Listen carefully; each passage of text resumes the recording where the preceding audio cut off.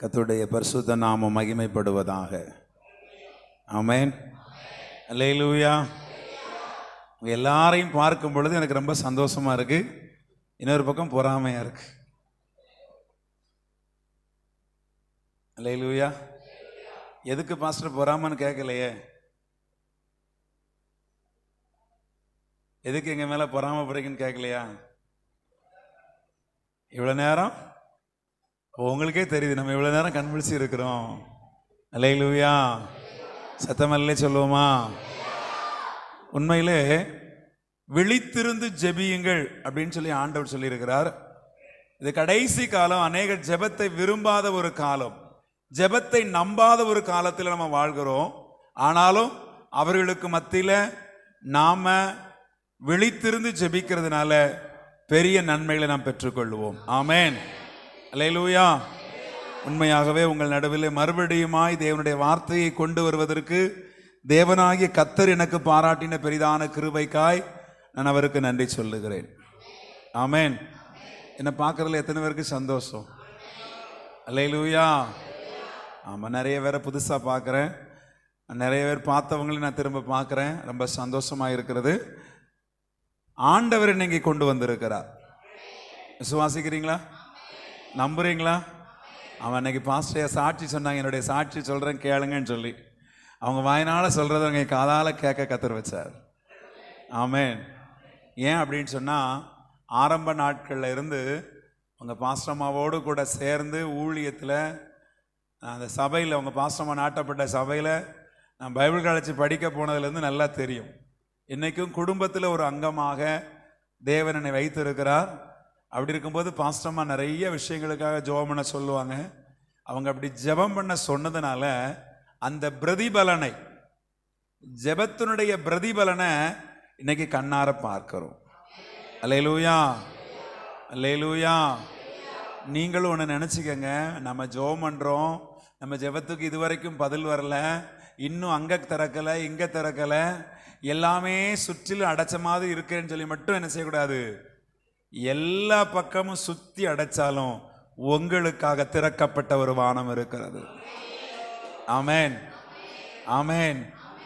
எந்த பக்கம் எல்லாரும் என்ன வேலி போட்டு அடைச்சாலும் சரிதான், இந்த பக்கமும் நீ வரக்கூடாது அந்த பக்கமும் நீ வரக்கூடாதுன்னு சொல்லி நாலா பக்கமும் எல்லா திசைகளிலும் இருந்து உங்களை அடைத்து வைத்திருந்தாலும் சரிதான், நீங்க முழங்கால் படியிட்டா உங்களுக்காக வானத்தின் வாசலை திறக்க தேவன் வல்லவராயிருக்கிறார். ஆமென். ஆமென். ஏன் நான் சொல்றேன் அப்படின்னா, கர்த்தர் யாக்கோபு என்கிறதான ஒரு மனுஷன் தன் தாயை விட்டு, தன் தகப்பனை விட்டு, தன் குடும்பத்தை விட்டு பிரிக்கப்பட்டவனாய் வனாந்திர மார்க்கமாய் ஓடி போன பொழுது தலை வைக்க இடமில்லாமல் ஒரு கல்லை எடுத்து தன் தலைக்கு வைத்து கொண்டு, இனி நான் என்ன செய்ய போகிறேன், என்னுடைய வழிகள் என்னவாக போகிறது, என்னுடைய பாதைகள் திறக்கப்படாமல் இருக்கிறதே, இதுவரைக்கும் என்னை ஆதரித்த என் தாயும் தகப்பனும் என்னை கைவிட்ட நிலைமையில, என் சகோதரனை கொல்ல பகை தேடுகிற ஒரு சூழ்நிலைமையில நான் தப்பி ஓடி வந்திருக்கிறேனே, என்ன செய்வேன்னு சொல்லி நினைக்கும் பொழுதுதான் அவனுக்கு மேலாக வானத்திலிருந்து ஒரு சத்தம் உண்டாயிற்று. நான் உன் தேவனாகிய கர்த்தர், நீ போகிற எவ்விடத்தில் நான் உன்னை என்ன செய்வேன், சுகமாய் காத்து உன்னை மறுபடி இந்த தேசத்துக்கு உன்னை என்ன செய்வேன், கொண்டு வருவேன்னு சொல்லி தேவன் வானத்தின் வாசலை திறந்து அவனோடு பேசினார். அதே போல நீங்க எப்பெல்லாம் தேவனுடைய ஆலயத்துக்கு வர்றீங்களோ அப்பெல்லாம் ஆண்டவர் உங்ககிட்ட பேசுவார். ஆமென். அல்லேலூயா. இந்த நாளிலும் கூட கர்த்தர் உங்களோடு கூட பேசும்படிக்காய் ஒரு நிமிஷம் கண்களை மூடி இருந்த இடத்துல இருந்து கர்த்தருடைய சன்னிதானத்துல நம்மை தாழ்த்தி அர்ப்பணித்தவர்களாய் பரலோகத்தின் தேவன் நம்மோடு கூட பேசும்படிக்காய், தேவனுடைய வார்த்தை நம்முடைய மத்தியில் வெளிப்படும்படிக்காய், தேவனுடைய வசனம் நமக்கு உண்டாகும்படிக்காய், ஆண்டவரே நீர் எங்களோடு கூட பேசும் என்று சொல்லி நம்மை தேவ சமூகத்தில் தலை தாழ்த்தி ஒப்பு கொடுத்து ஜெபம் பண்ணுவோம். Thank you Jesus. Thank you Jesus. Thank you Jesus. Thank you Jesus. Thank you Jesus. Thank you Jesus. Thank you Jesus. நீர் எங்கிட்ட பேசுங்கப்பா.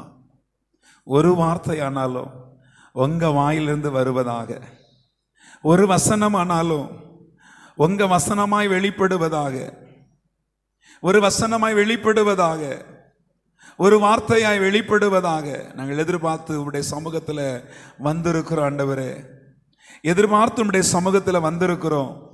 நீங்க எங்ககிட்ட பேசுங்க ஆண்டவரே, நீங்க எங்ககிட்ட பேசுங்க ஆண்டவரே, நீங்க எங்ககிட்ட பேசுங்க ஆண்டவரே. நீ செய்த எல்லா நன்மைகளையும் நாங்கள் நினைத்து பார்க்கும்படிக்காய் எங்களை தேவ கரங்களில் ஒப்புக் கொடுக்கிறோம். ஆவியானவர் அசைவாடுவீராக, ஆவியானவர் அசைவாடுவீராக. இங்க வந்திருக்கிற எனக்கு அன்பான தேவ பிள்ளையே, உன் வாழ்க்கையில இருக்கிறதான எல்லாவற்றையும் மாற்றுவதற்கு தான் ஆண்டவர் இன்னைக்கு இந்த இடத்திற்கு உன்னை கொண்டு வந்திருக்கிறார். இன்னைக்கு உன்னை கொண்டு வந்த ஆண்டவரோட பேச போகிறார். நீ அவர் செய்த நன்மைகளுக்காக, அவர் செய்த உபகாரங்களுக்காக நன்றி உள்ள இருதயத்தோடு கூட அவருடைய பாதத்தை பற்றி கொண்டே இருப்பாயானால் கர்த்தர் சொல்லுகிறார், நான் உனக்கு செய்த நன்மைகளை நீ மறவாமல் இருக்கிறபடினால, உறுதியா என்னை பற்றி கொண்டு இருக்கிறபடினால, இதோ நான் உனக்காக ஒரு வாசலை திறக்க போகிறேன், உனக்காக ஒரு வாசலை திறக்க போகிறேன். இதுவரைக்கும் நீ ஒடுக்கப்பட்ட நிலைமையில, இதுவரைக்கும் நீ ஒடுங்கி போன நிலைமையில, இதுவரைக்கும் ஒருவராலும் பின்தொடர்ந்து வந்தும் உதவி செய்ய முடியாத சூழ்நிலையில் இருக்கும் பொழுது ஆண்டவர் சொல்லுகிறார், ஒடுங்கின இடத்துல, ஒடுக்கப்பட்ட இடத்துல நான் உனக்கு ஒரு விசாலத்தை உண்டாக்கும்படிக்கு உண்மையில் நான் கண்ணோக்கமாய் இருக்கிறேன், உண்மையில் நான் கண்ணோக்கமாய் இருக்கிறேன். இந்த நடுராத்திரி வேளையில என்னோடு கூட ஆண்டவர் பேச வேண்டும் என்று சொல்லி எதிர்பார்ப்போடு கூட வந்திருக்கிற எனக்கு அன்பான கர்த்தருடைய பிள்ளையே, கர்த்தர் சொல்கிறார், நான் உனக்காக வாசலை திறக்க போகிறேன். நான் திறக்கும்படிக்காய் இதோ நான் உனக்கு முன்பதாய் வந்து நிற்கிறேன். நான் திறந்ததை ஒருவராலும் ஆமென் பூட்ட முடியாதபடிக்கு இதோ நான் திறவுகளை உன் கையிலே கொடுக்கிறேன். வானத்தின் திறவுகளை உன் கையிலே கொடுக்கிறேன், பூமியின் திறவுகளை உன் கையிலே கொடுக்கிறேன். நீ திறக்கப்படுகிற எல்லா வாசல்களின் வழியாய் உட்பிரவேசிக்கும்படிக்கு இதோ நான் உனக்காய் வாசலை திறக்கிறேன் என்று கர்த்தர் சொல்லுகிறார்.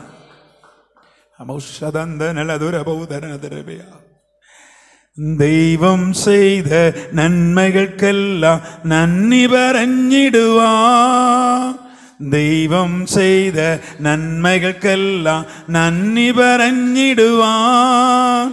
நாவிது போரா, நாளிது போரா, ஆயுசும் இது போரா. நாவிது போரா, நாளிது போரா, ஆயுசும் இது போரா. தெய்வம் செய்த நன்மைகளுக்கெல்லாம் நன்றி பரஞ்சிடுவான், தெய்வம் செய்த நன்மைகளுக்கெல்லாம் நன்றி பரஞ்சிடுவான்.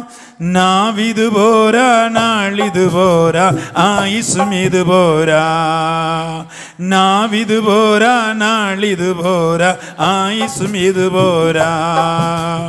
ஜீவித பாதையில் காலுகளேறி குழஞ்சி வீழாது, ஜீவித பாதையில் காலுகளேறி குழஞ்சி வீழாது.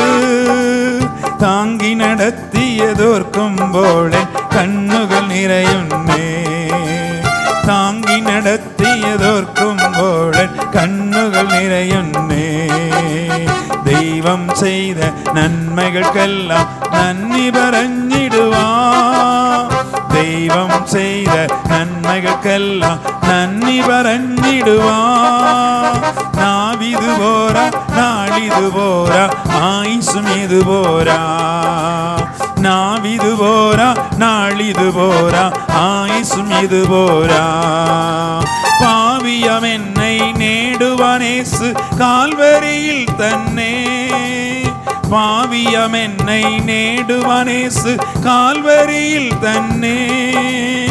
ஜீவன் നൽകിയதோர்க்கும் போல கண்ணுகள் நிறையுன்னே, ஜீவன் നൽകിയதோர்க்கும் போல கண்ணுகள் நிறையுன்னே. தெய்வம் செய்த நன்மைகளுக்கெல்லாம் நன்றி பரஞ்சிடுவான், தெய்வம் செய்த நன்மைகளுக்கெல்லாம் நன்றி பரஞ்சிடுவான். நாவிது போரா, நாளிது போரா, ஆயுசும் இது போரா. நாவிது போரா, நாளிது போரா, ஆயுசும் இது போரா. காரிரும்பாணிகள் தரையப்பட்டது என் பேர்க்காயல்லோ, காரிரும்பாணிகள் தரையப்பட்டது என் பேர்க்காயல்லோ. ക്രൂസിൽ സ്നേഹം ഓർക്കുമ്പോൾ കണ്ണുകൾ നിറയുന്നേ. ക്രൂസിൽ സ്നേഹം ഓർക്കുമ്പോൾ കണ്ണുകൾ നിറയുന്നേ. ദൈവം ചെയ്ത നന്മകൾക്കെല്ലാം നന്ദി പറഞ്ഞിടുവാൻ. ദൈവം ചെയ്ത നന്മകൾക്കെല്ലാം നന്ദി പറഞ്ഞിടുവാൻ. നാം ഇതുപോരാ, ആയുസ്സും ഇതുപോരാ. കൈകളെ തട്ടി. നാം ഇതുപോരാ, നാളിതുപോരാ, ആയുസ്സും ഇതുപോരാ. മുൾമുടി സൂടി തൂക്കപ്പെട്ടത് എൻ പേർക്കായല്ലോ. മുൾമുടി സൂടി തൂക്കപ്പെട്ടത് എൻ പേർക്കായല്ലോ. ഓരോ ദിനമും ഓർക്കുമ്പോൾ കണ്ണുകൾ നിറയുന്നേ.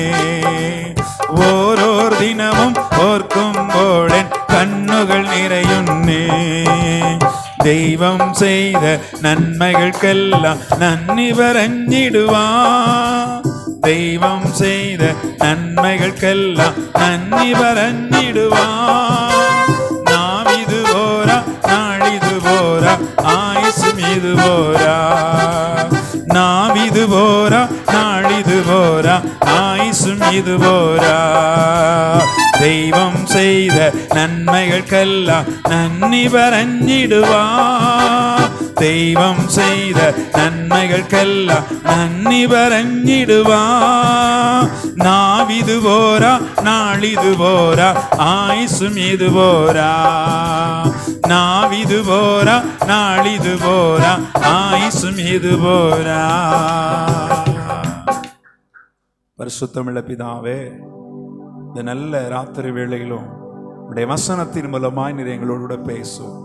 உடைய வார்த்தை எங்களை வழிநடத்துவதாக. தேவனாகிய கர்த்தர் எல்லா அரண்களை நிர்மூலமாக்கத்தக்கதாக தேவ பலத்தால் எங்களை நிரப்புவீராக. எல்லா அரண்களை நிர்மூலமாக்கத்தக்க தேவ பலன் எங்கள் ஒவ்வொருவரையும் மூடுவதாக. எங்களுடைய ஆயுதங்கள் மாம்சத்திற்கு ஏற்றவைகளாய் இராமல் அரண்களை நிர்மூலமாக்கத்தக்க தேவ பலமுள்ளவைகளாய் இருக்கிறபடினால அந்த தேவ பலத்தை இந்த ஆராதனை வேளையில, இந்த ஜெப வேளையில உடைய வசனத்தின் மூலமா நீர் எங்களுக்கு தந்தருளும். எங்களோடு கூட பேசும், வழி நடத்தும். இயேசுவின் நாமத்தில் ஜெபிக்கிறோம் பிதாவே. ஆமென், ஆமென், ஆமென். அல்லேலூயா, அல்லேலூயா. யாருக்கெல்லாம் தூக்கம் வருது? யாருக்கெல்லாம் தூக்கம் வருது? தூக்கம் வருதுன்னா சொல்லுங்க. தூக்கம் வருதா?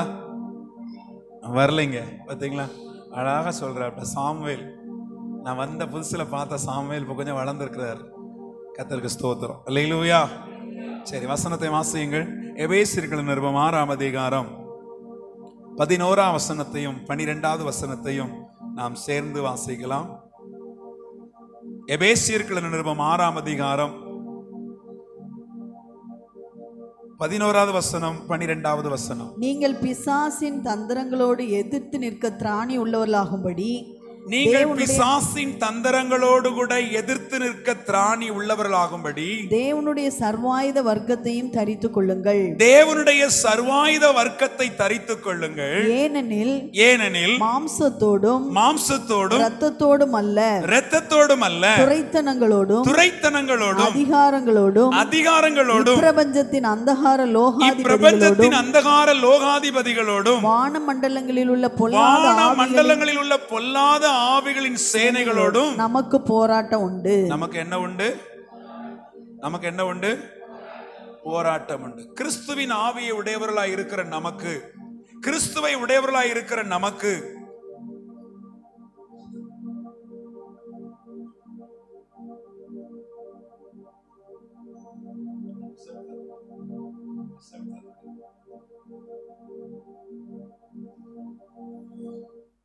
சரி, கிறிஸ்துவின் ஆவியை உடையவர்களாய் இருக்கிற நமக்கு, கிறிஸ்தவர்களாய் இருக்கிற நமக்கு என்ன உண்டுன்னா போராட்டம் உண்டு. அல்லேலூயா. என்ன போராட்டம் நமக்கு வருது, எங்கெங்கிறதெல்லாம் போராட்டம் வருது அப்படின்னு சொல்லி இங்க ஒரு லிஸ்ட் கொடுக்கப்பட்டிருக்கு. நீங்க ஏற்கனவே அறிந்த வசனம் தான். ஆனால் நீங்கள் அறியாத சில ஆவிகளை உங்களுக்கு நான் அடையாளம் காமிக்க போகிறேன். அல்லேலூயா. இந்த வசனம் நம்ம ஏற்கனவே என்ன செஞ்சிருக்கிறோம்? படிச்சிருக்கிறோம், அதிகமாய் பழகி இருக்கிறோம், அதிகமாய் சொல்லுகிறோம். அதிகமாக நாம் என்ன செய்கிறோம், பிரசங்கத்தில் என்ன செய்திருக்கிறோம், கேட்டிருக்கிறோம். ஆனாலும் அங்க சொல்லப்பட்டதான ஒரு காரியம், நீங்கள் பிசாசின் தந்திரங்களோடு கூட எதிர்த்து நிற்க திராணி உள்ளவர்களாகும்படி தேவனுடைய சர்வாயுத வர்க்கத்தை என்ன செய்து கொள்ளுங்கள், தரித்து கொள்ளுங்கள். ஏனெனில் மாம்சத்தோடும் இரத்தத்தோடும் அல்ல, ஆவிகளோடும், அப்படிதான் சொல்லப்பட்டிருக்கு, துரைத்தனங்களோடும் அதிகாரங்களோடும் இப்பிரபஞ்சத்தின் அந்தகார லோகாதிபதிகளோடும் வானமண்டலங்களில் பொல்லாத ஆவிகளின் சேனைகள். அங்க ஒரு பொல்லாத ஆவிகளின் சேனை அப்படின்னு சொல்லப்பட்டிருக்கு. வேதத்துல நிறைய ஆவிகள் இருக்கு. அல்லேலூயா, நிறைய ஆவிகள் இருக்கு. அந்த ஆவிகளில சில ஆவிகள் செய்கிற வேலைகளை உங்களுக்கு நான் என்ன செய்ய போறேன்னா அடையாளம் காட்டி தர போகிறேன். என்னென்ன ஆவி என்னென்ன வேலை செய்யும். உங்ககிட்ட இப்ப என்ன ஆவி இருக்கு? அல்லேலூயா, அல்லேலூயா. நான் சொல்றதுக்கு முன்னாடி அவனே சொல்றான். கர்த்தருக்கு ஸ்தோத்திரம். என்னென்ன ஆவிகள் என்னென்ன வேலைகளை செய்யும், அந்த ஆவிகளை இயக்குகிறதான அந்த பொல்லாத வல்லமையிலிருந்து நாம் தப்புவதற்கு நாம் எப்படிப்பட்டவர்களாக இருக்க வேண்டும். வேத வசனத்தில் ஒரு இடத்துல சொல்லப்பட்டிருக்கிறது, நீங்கள் எல்லா ஆவிகளையும் நம்பாமல் அந்த ஆவி தேவனால் உண்டாயிற்றா என்று சொல்லி என்ன செய்து பாருங்கள், சோதித்து பாருங்கள். எனக்கு நிறைய பேருக்கு யார்கிட்ட என்ன ஆவி இருக்குன்னு என்ன செய்யல தெரியல. அதனால எல்லாரும் என்ன செஞ்சிடறாங்க, நம்பிடுறாங்க. சரி, நான் அந்த சப்ஜெக்டுக்குள்ள போக விரும்பல. இங்க தேவ பிள்ளைகளுக்கு விரோதமாக, தேவனுடைய ஜனத்திற்கு விரோதமாக, தேவனுடைய திட்டத்திற்கு விரோதமாக தேவ பிள்ளைகள் வழிநடந்து போகும் பொழுது அவர்களுக்கு விரோதமாக கிரியை செய்கிற சில ஆவிகளுடைய வல்லமைகளையும் அந்த ஆவிகளை எதிர்க்கத்தக்கதாக நாம் என்ன செய்ய வேண்டும் என்பதையும் எனக்கு எவ்வளவு நேரம் ஆண்டவர் நடத்துறாரோ அவ்வளவு தூரம் நடத்திடுவேன். அல்லேலூயா. ஆனா நீங்கெல்லாம் எப்படி இருக்கணும், எப்படி இருக்கணும், வெளிப்பா இருக்கணும், கவனமா இருக்கணும், நல்ல பைபிள் வசனம் சொல்ல சொல்ல என்ன செஞ்சுட்டே இருக்கணும், எழுதி வச்சுக்கிட்டே இருக்கணும். ஏன்னா இந்த பிரசங்கம் முடிஞ்சதுக்கு அப்புறம் இந்த ஆவிகளுடைய வல்லமையிலிருந்து இன்னைக்கு ஆண்டவங்களுக்கு விடுதலை தர போறாரு. அல்லேலூயா, அல்லேலூயா. ஏன் அப்படின்னா இந்த ஆவிகள் தான் நம்முடைய வாழ்க்கையில அடிக்கடி வந்து போராடுகிறது. அடிக்கடி நம்முடைய வாழ்க்கையில வந்து போராடக்கூடிய, அடிக்கடி நம்முடைய நன்மையை கெடுக்கக்கூடிய, அடிக்கடி நம்முடைய வாஞ்சியை தடை செய்யக்கூடியதான சில ஆவிகள் வேதத்தில் இருக்கிறது. அதுல முதல் ஆவி என்ன அப்படின்னு சொன்னா, வாசியுங்கள் யாத்திராகமத்தின் புஸ்தகம் 5ஆம் அதிகாரம், யாத்திராகமத்தின் புஸ்தகம் 5ஆம் அதிகாரம், அதனுடைய 2வது வசனம், 17வது வசனம், 21வது வசனம். அதற்கு பார்வோன், நான் இஸ்ரவேலை போக விட கர்த்தரின் வார்த்தையை கேட்கிறதற்கு அவர் யார்? நான் கர்த்தரை அறியேன், நான் இஸ்ரவேலை போக விடுவதில்லை என்றான். 17வது வசனம். அதற்கு அவன், நீங்கள் சோம்பலாய் இருக்கிறீர்கள், நீங்கள் சோம்பலாய் இருக்கிறீர்கள், சோம்பலாய் இருக்கிறீர்கள், சோம்பலாய் இருக்கிறீர்கள், அதனால்தான் போக வேண்டும், கர்த்தருக்கு பலியிட வேண்டும் என்கிறீர்கள். 21 வசனம். அவர்களை நோக்கி, நீங்கள் பார்வோனின் கண்களுக்கு முன்பாகவும் அவனுடைய ஊழியக்காரரின் கண்களுக்கு முன்பாகவும் எங்கள் வாசனையை கெடுத்து எங்களை கொல்லும்படி அவர்கள் கையில் பட்டயத்தை கொடுத்தது நிமித்தம் கர்த்தர் உங்களை பார்த்து நியாயந்தீர்க்க கடவர் என்றார்கள். முதல்ல ஒரு ஆவி போராடுது. என்ன ஆவின்னா பார்வோனின் ஆவி. என்ன ஆவி? பக்கத்துல கையை எப்படி சொல்லுங்க, பார்வோனின் ஆவி. கையை பிடிச்சி இருத்தி சொன்னீங்களா? ஒரு குலுக்கி சொன்னீங்களா? யாரும் சொன்ன மாதிரி தெரியல. பக்கத்துல கையை பிடிச்சி சொல்லுங்க. உங்க வாழ்க்கையில முத போராடுற ஆவி பார்வோனின் ஆவி. இந்த பார்வோனின் ஆவி என்ன தெரியுமா செய்யும்? இஸ்ரவேல் ஜனங்கள் அந்த யாத்திராகமத்தின் புஸ்தகத்தினுடைய 3ஆம் அதிகாரம் 7ஆம் வசனத்திலிருந்து 10ஆம் வசனம் வரைக்கும் வாசியுங்கள். 3ஆம் அதிகாரம் 7ஆம் வசனத்திலிருந்து 10ஆம் வசனம் வரைக்கும். அப்பொழுது கர்த்தர் எகிப்தில் இருக்கிற என் ஜனத்தின் உபத்திரவத்தை நான் பார்க்கவே பார்த்து, எகிப்தில் இருக்கிற என் ஜனத்தின் உபத்திரவத்தை நான் பார்க்கவே பார்த்து, ஆளோட்டிகளின் நிமித்தம் அவர்கள் இடுகிற கூக்குரலை கேட்டேன். அவர்கள் இடுகிற கூக்குரலை கேட்டேன். அவர்கள் படுகிற வேதனைகளையும் அறிந்திருக்கிறேன். அவர்களை எகிப்தியரின் கைக்கு விடுதலையாக்கவும் அவர்களை அந்த தேசத்திலிருந்து நீக்கி கானானியரும் ஏத்தியரும் எமோரியரும் பெர்சியரும் லேவியரும் எபூசியரும் இருக்கிற இடமாகிய பாலும் தேனும் ஓடுகிற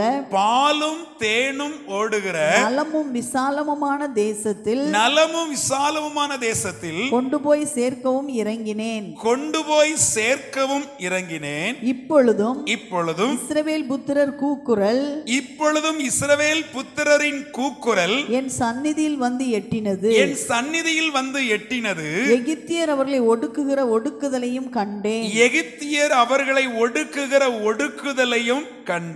நீ இஸ்ரவேல் புத்திரராகிய என் ஜனத்தை எகிப்திலிருந்து அழைத்து வரும்படி உன்னை பார்வோனிடத்திற்கு அனுப்புவேன் வா என்றார். நன்றாக கவனியுங்கள். ரொம்ப சிந்திக்க வேண்டிய நேரம், தூங்குற நேரம் கிடையாது. ரொம்ப கவனமா இருக்க வேண்டிய வேலை. நம்முடைய வாழ்க்கையில அடிக்கடி போராடுகிற, நம்மை தடை செய்கிற ஒரு ஆவி இருக்கு அப்படின்னு சொன்னா அது என்ன ஆவினா பார்வோனின் ஆவி. இந்த ஆவினுடைய வேலை என்ன அப்படின்னு சொன்னா, இஸ்ரவேல் ஜனங்கள் 430 வருஷம், எத்தனை வருஷம் சத்தமா சொல்லுங்க. ஏன் அவங்கள பதில் சொல்றேன்னா, நீங்க விழிப்பா இருக்கீங்களான்னு அப்பப்ப நான் என்ன செய்யணும், செக் பண்ணிக்கணும். 430 வருஷம் எகிப்தியருடைய கையிலே அடிமைகளாக இருக்கிறார்கள். இந்த அடிமைத்தனத்தின் நிமித்தமாய் இந்த 430 வருஷமும் அந்த எகிப்திலே அவர்கள் இருந்த பொழுது அங்கே பலத்து பெருகினார்கள், பெருந்திரள் கூட்டமாய் உருவானார்கள். இப்பொழுது இந்த எகிப்திலே இருக்கிற ராஜா நினைக்கிறான், இவங்க பெரிய கூட்டமாயிட்டாங்க. இவங்க யாராயிட்டாங்க? நம்ம உங்களை பத்தியும் உன்னைக்கு சுத்தி இருக்கிற ஜனங்கள் நினைக்கிற ஒரு காரியம், இவங்களை இப்படியே விட்டா இவங்க என்ன செஞ்சிருவாங்க, எப்படி ஆயிடுவாங்க, பெரிய கூட்டமாயிருவாங்க. அதனால இவங்களை இப்படி வாழவே விடக்கூடாது. ஒருவேளை தேசத்தில் யுத்தம் வந்தால் இவர்கள் எதிரிகளோடு கூடிக்கொண்டு நம்மை எதிர்க்கக்கூடியவர்களாய் மாறிவிடுவார்கள் என்று சொல்லி அந்த பார்வோன் என்ன செய்கிறான் என்று சொன்னால், இஸ்ரவேல் ஜனங்களை அடிமைப்படுத்துகிறான். என்ன படுத்துகிறான்? அடிமைப்படுத்துகிறான். நாம நினைக்கிறோம் சில சமயத்துல வேலைக்கு போறது நல்லது தானே. அல்லேலூயா. வேலை பார்க்கணுமா பார்க்க கூடாதா? வேலை பார்க்கணுமா பார்க்க கூடாதா? ஆண்டவர் சொல்ற 6 நாளும் நீ என்ன செய்யணும் சொல்லியிருக்கிறாரு. 6 நாளும் நீ வேலை செய்யணும்.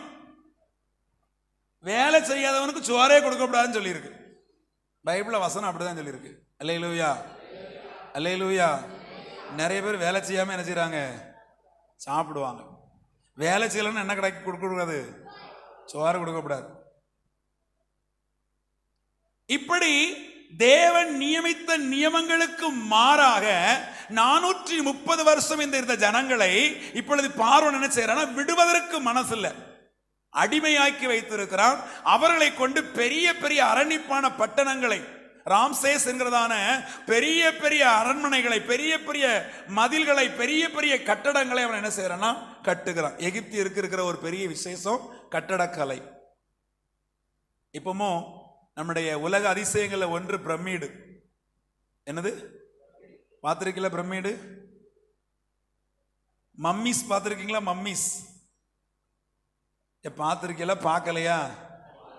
எங்க அம்மாவே எனக்கு தெரியாது, இதுல வேற எந்த அம்மாவை பத்தி நீங்க கேட்கறீங்கன்னு எனக்கு தெரியலங்களா. பிரமிடுகள் அப்படின்னு சொன்னா எகிப்தினுடைய ராஜாக்களுடைய பெரிய பெரிய கல்லறைகள்.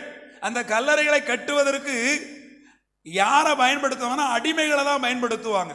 இப்ப இருக்கிற மாதிரி கிரேன் வசதி, இப்ப இருக்கிற மாதிரி ஜேசிபி வசதி, இப்ப இருக்கிற மாதிரி பெரிய பெரிய கல்லை தூக்கக்கூடியதான மெஷின்லாம் அப்ப கிடையாது. அப்ப யார் தான் தூக்கணும் அப்படின்னு சொன்னா அடிமைகள் தான் என்ன செய்யணும், தூக்கணும். அந்த கல்லுகளுடைய அகலமும் உயரமும் நீளமும் எவ்வளோ வெயிட்டா இருக்குன்னு பார்த்தா கிட்டத்தட்ட 1.5 டன் 2 டன் இருக்குமா. அவ்வளோ பெரிய கல்லை வச்சு நினைச்சிருக்காங்கன்னா உலகத்தினுடைய அதிசயமான பிரமிடுகள் நினைச்சிருக்கிறாங்க, கட்டி இருக்கிறாங்க. எகிப்தினுடைய வேலையே அதுதான், கட்டடம் கட்டுறது அவங்களுடைய வேலை. அல்லேலூயா. இப்போ இந்த எகிப்து தேசத்தில் இருக்கிற இஸ்ரவேல் ஜனங்களை வேலை செய்ய வச்சு இவங்களுக்கு என்ன இருக்கிற வேலையாகி போச்சுன்னா செங்கல் இருக்கிற வேலையாகி போச்சு. அல்லேலூயா. கவனிக்கிறீங்களா? என்ன இருக்கிற வேலையாகி போச்சு? இவங்களும் நம்ம செங்கல் தானே அறுக்கும், கட்டடம் கட்டுறதுக்கு தானே அறுக்கும்னு சொல்லி அறுத்துக்கிட்டே இருந்தாங்க. ஆனால் இவருடைய கூக்குரல், இவருடைய ஒடுக்கம், இவருடைய வேதனை, என்னாலும் வேலை செய்கிறேனே, என்னாலும் பாடுபடுகிறேனே, ஒரு நாள் கூட எனக்கு என்ன இல்லையே, ரெஸ்ட் இல்லையே. எத்தனை வருஷம் இந்த பாடு சுமக்கணும், எத்தனை ஆண்டு காலம் இந்த காரியத்தில் இருக்கணும் அப்படின்னு சொல்லி இவங்க தவிக்கிறாங்க. இவங்க தவிப்பை யார் கேட்டா? சத்தமா சொல்லுங்க. கர்த்தர் கேட்கிறார். வசனம் சொல்லுகிறது, எகிப்தியர்கள் நிமித்தம் என் ஜனமாகி இஸ்ரவேல், என்னுடைய புத்திரனாகி இஸ்ரவேல், என் ஜனமாகி இஸ்ரவேல் கூக்குரல் என் சன்னிதானத்தில் வந்து எட்டினது. அதனால அவர்களை மீட்கவும், அவர்களை பாலும் தேனும் ஓடுகிறதான ஒரு நல்ல தேசத்தில் சேர்க்கவும் நானே என்ன செய்தேன்? இறங்கின. இப்ப ஆண்டவர் ஒரு திட்டம் போடுறாரு. என்ன திட்டம் போடுறாரு?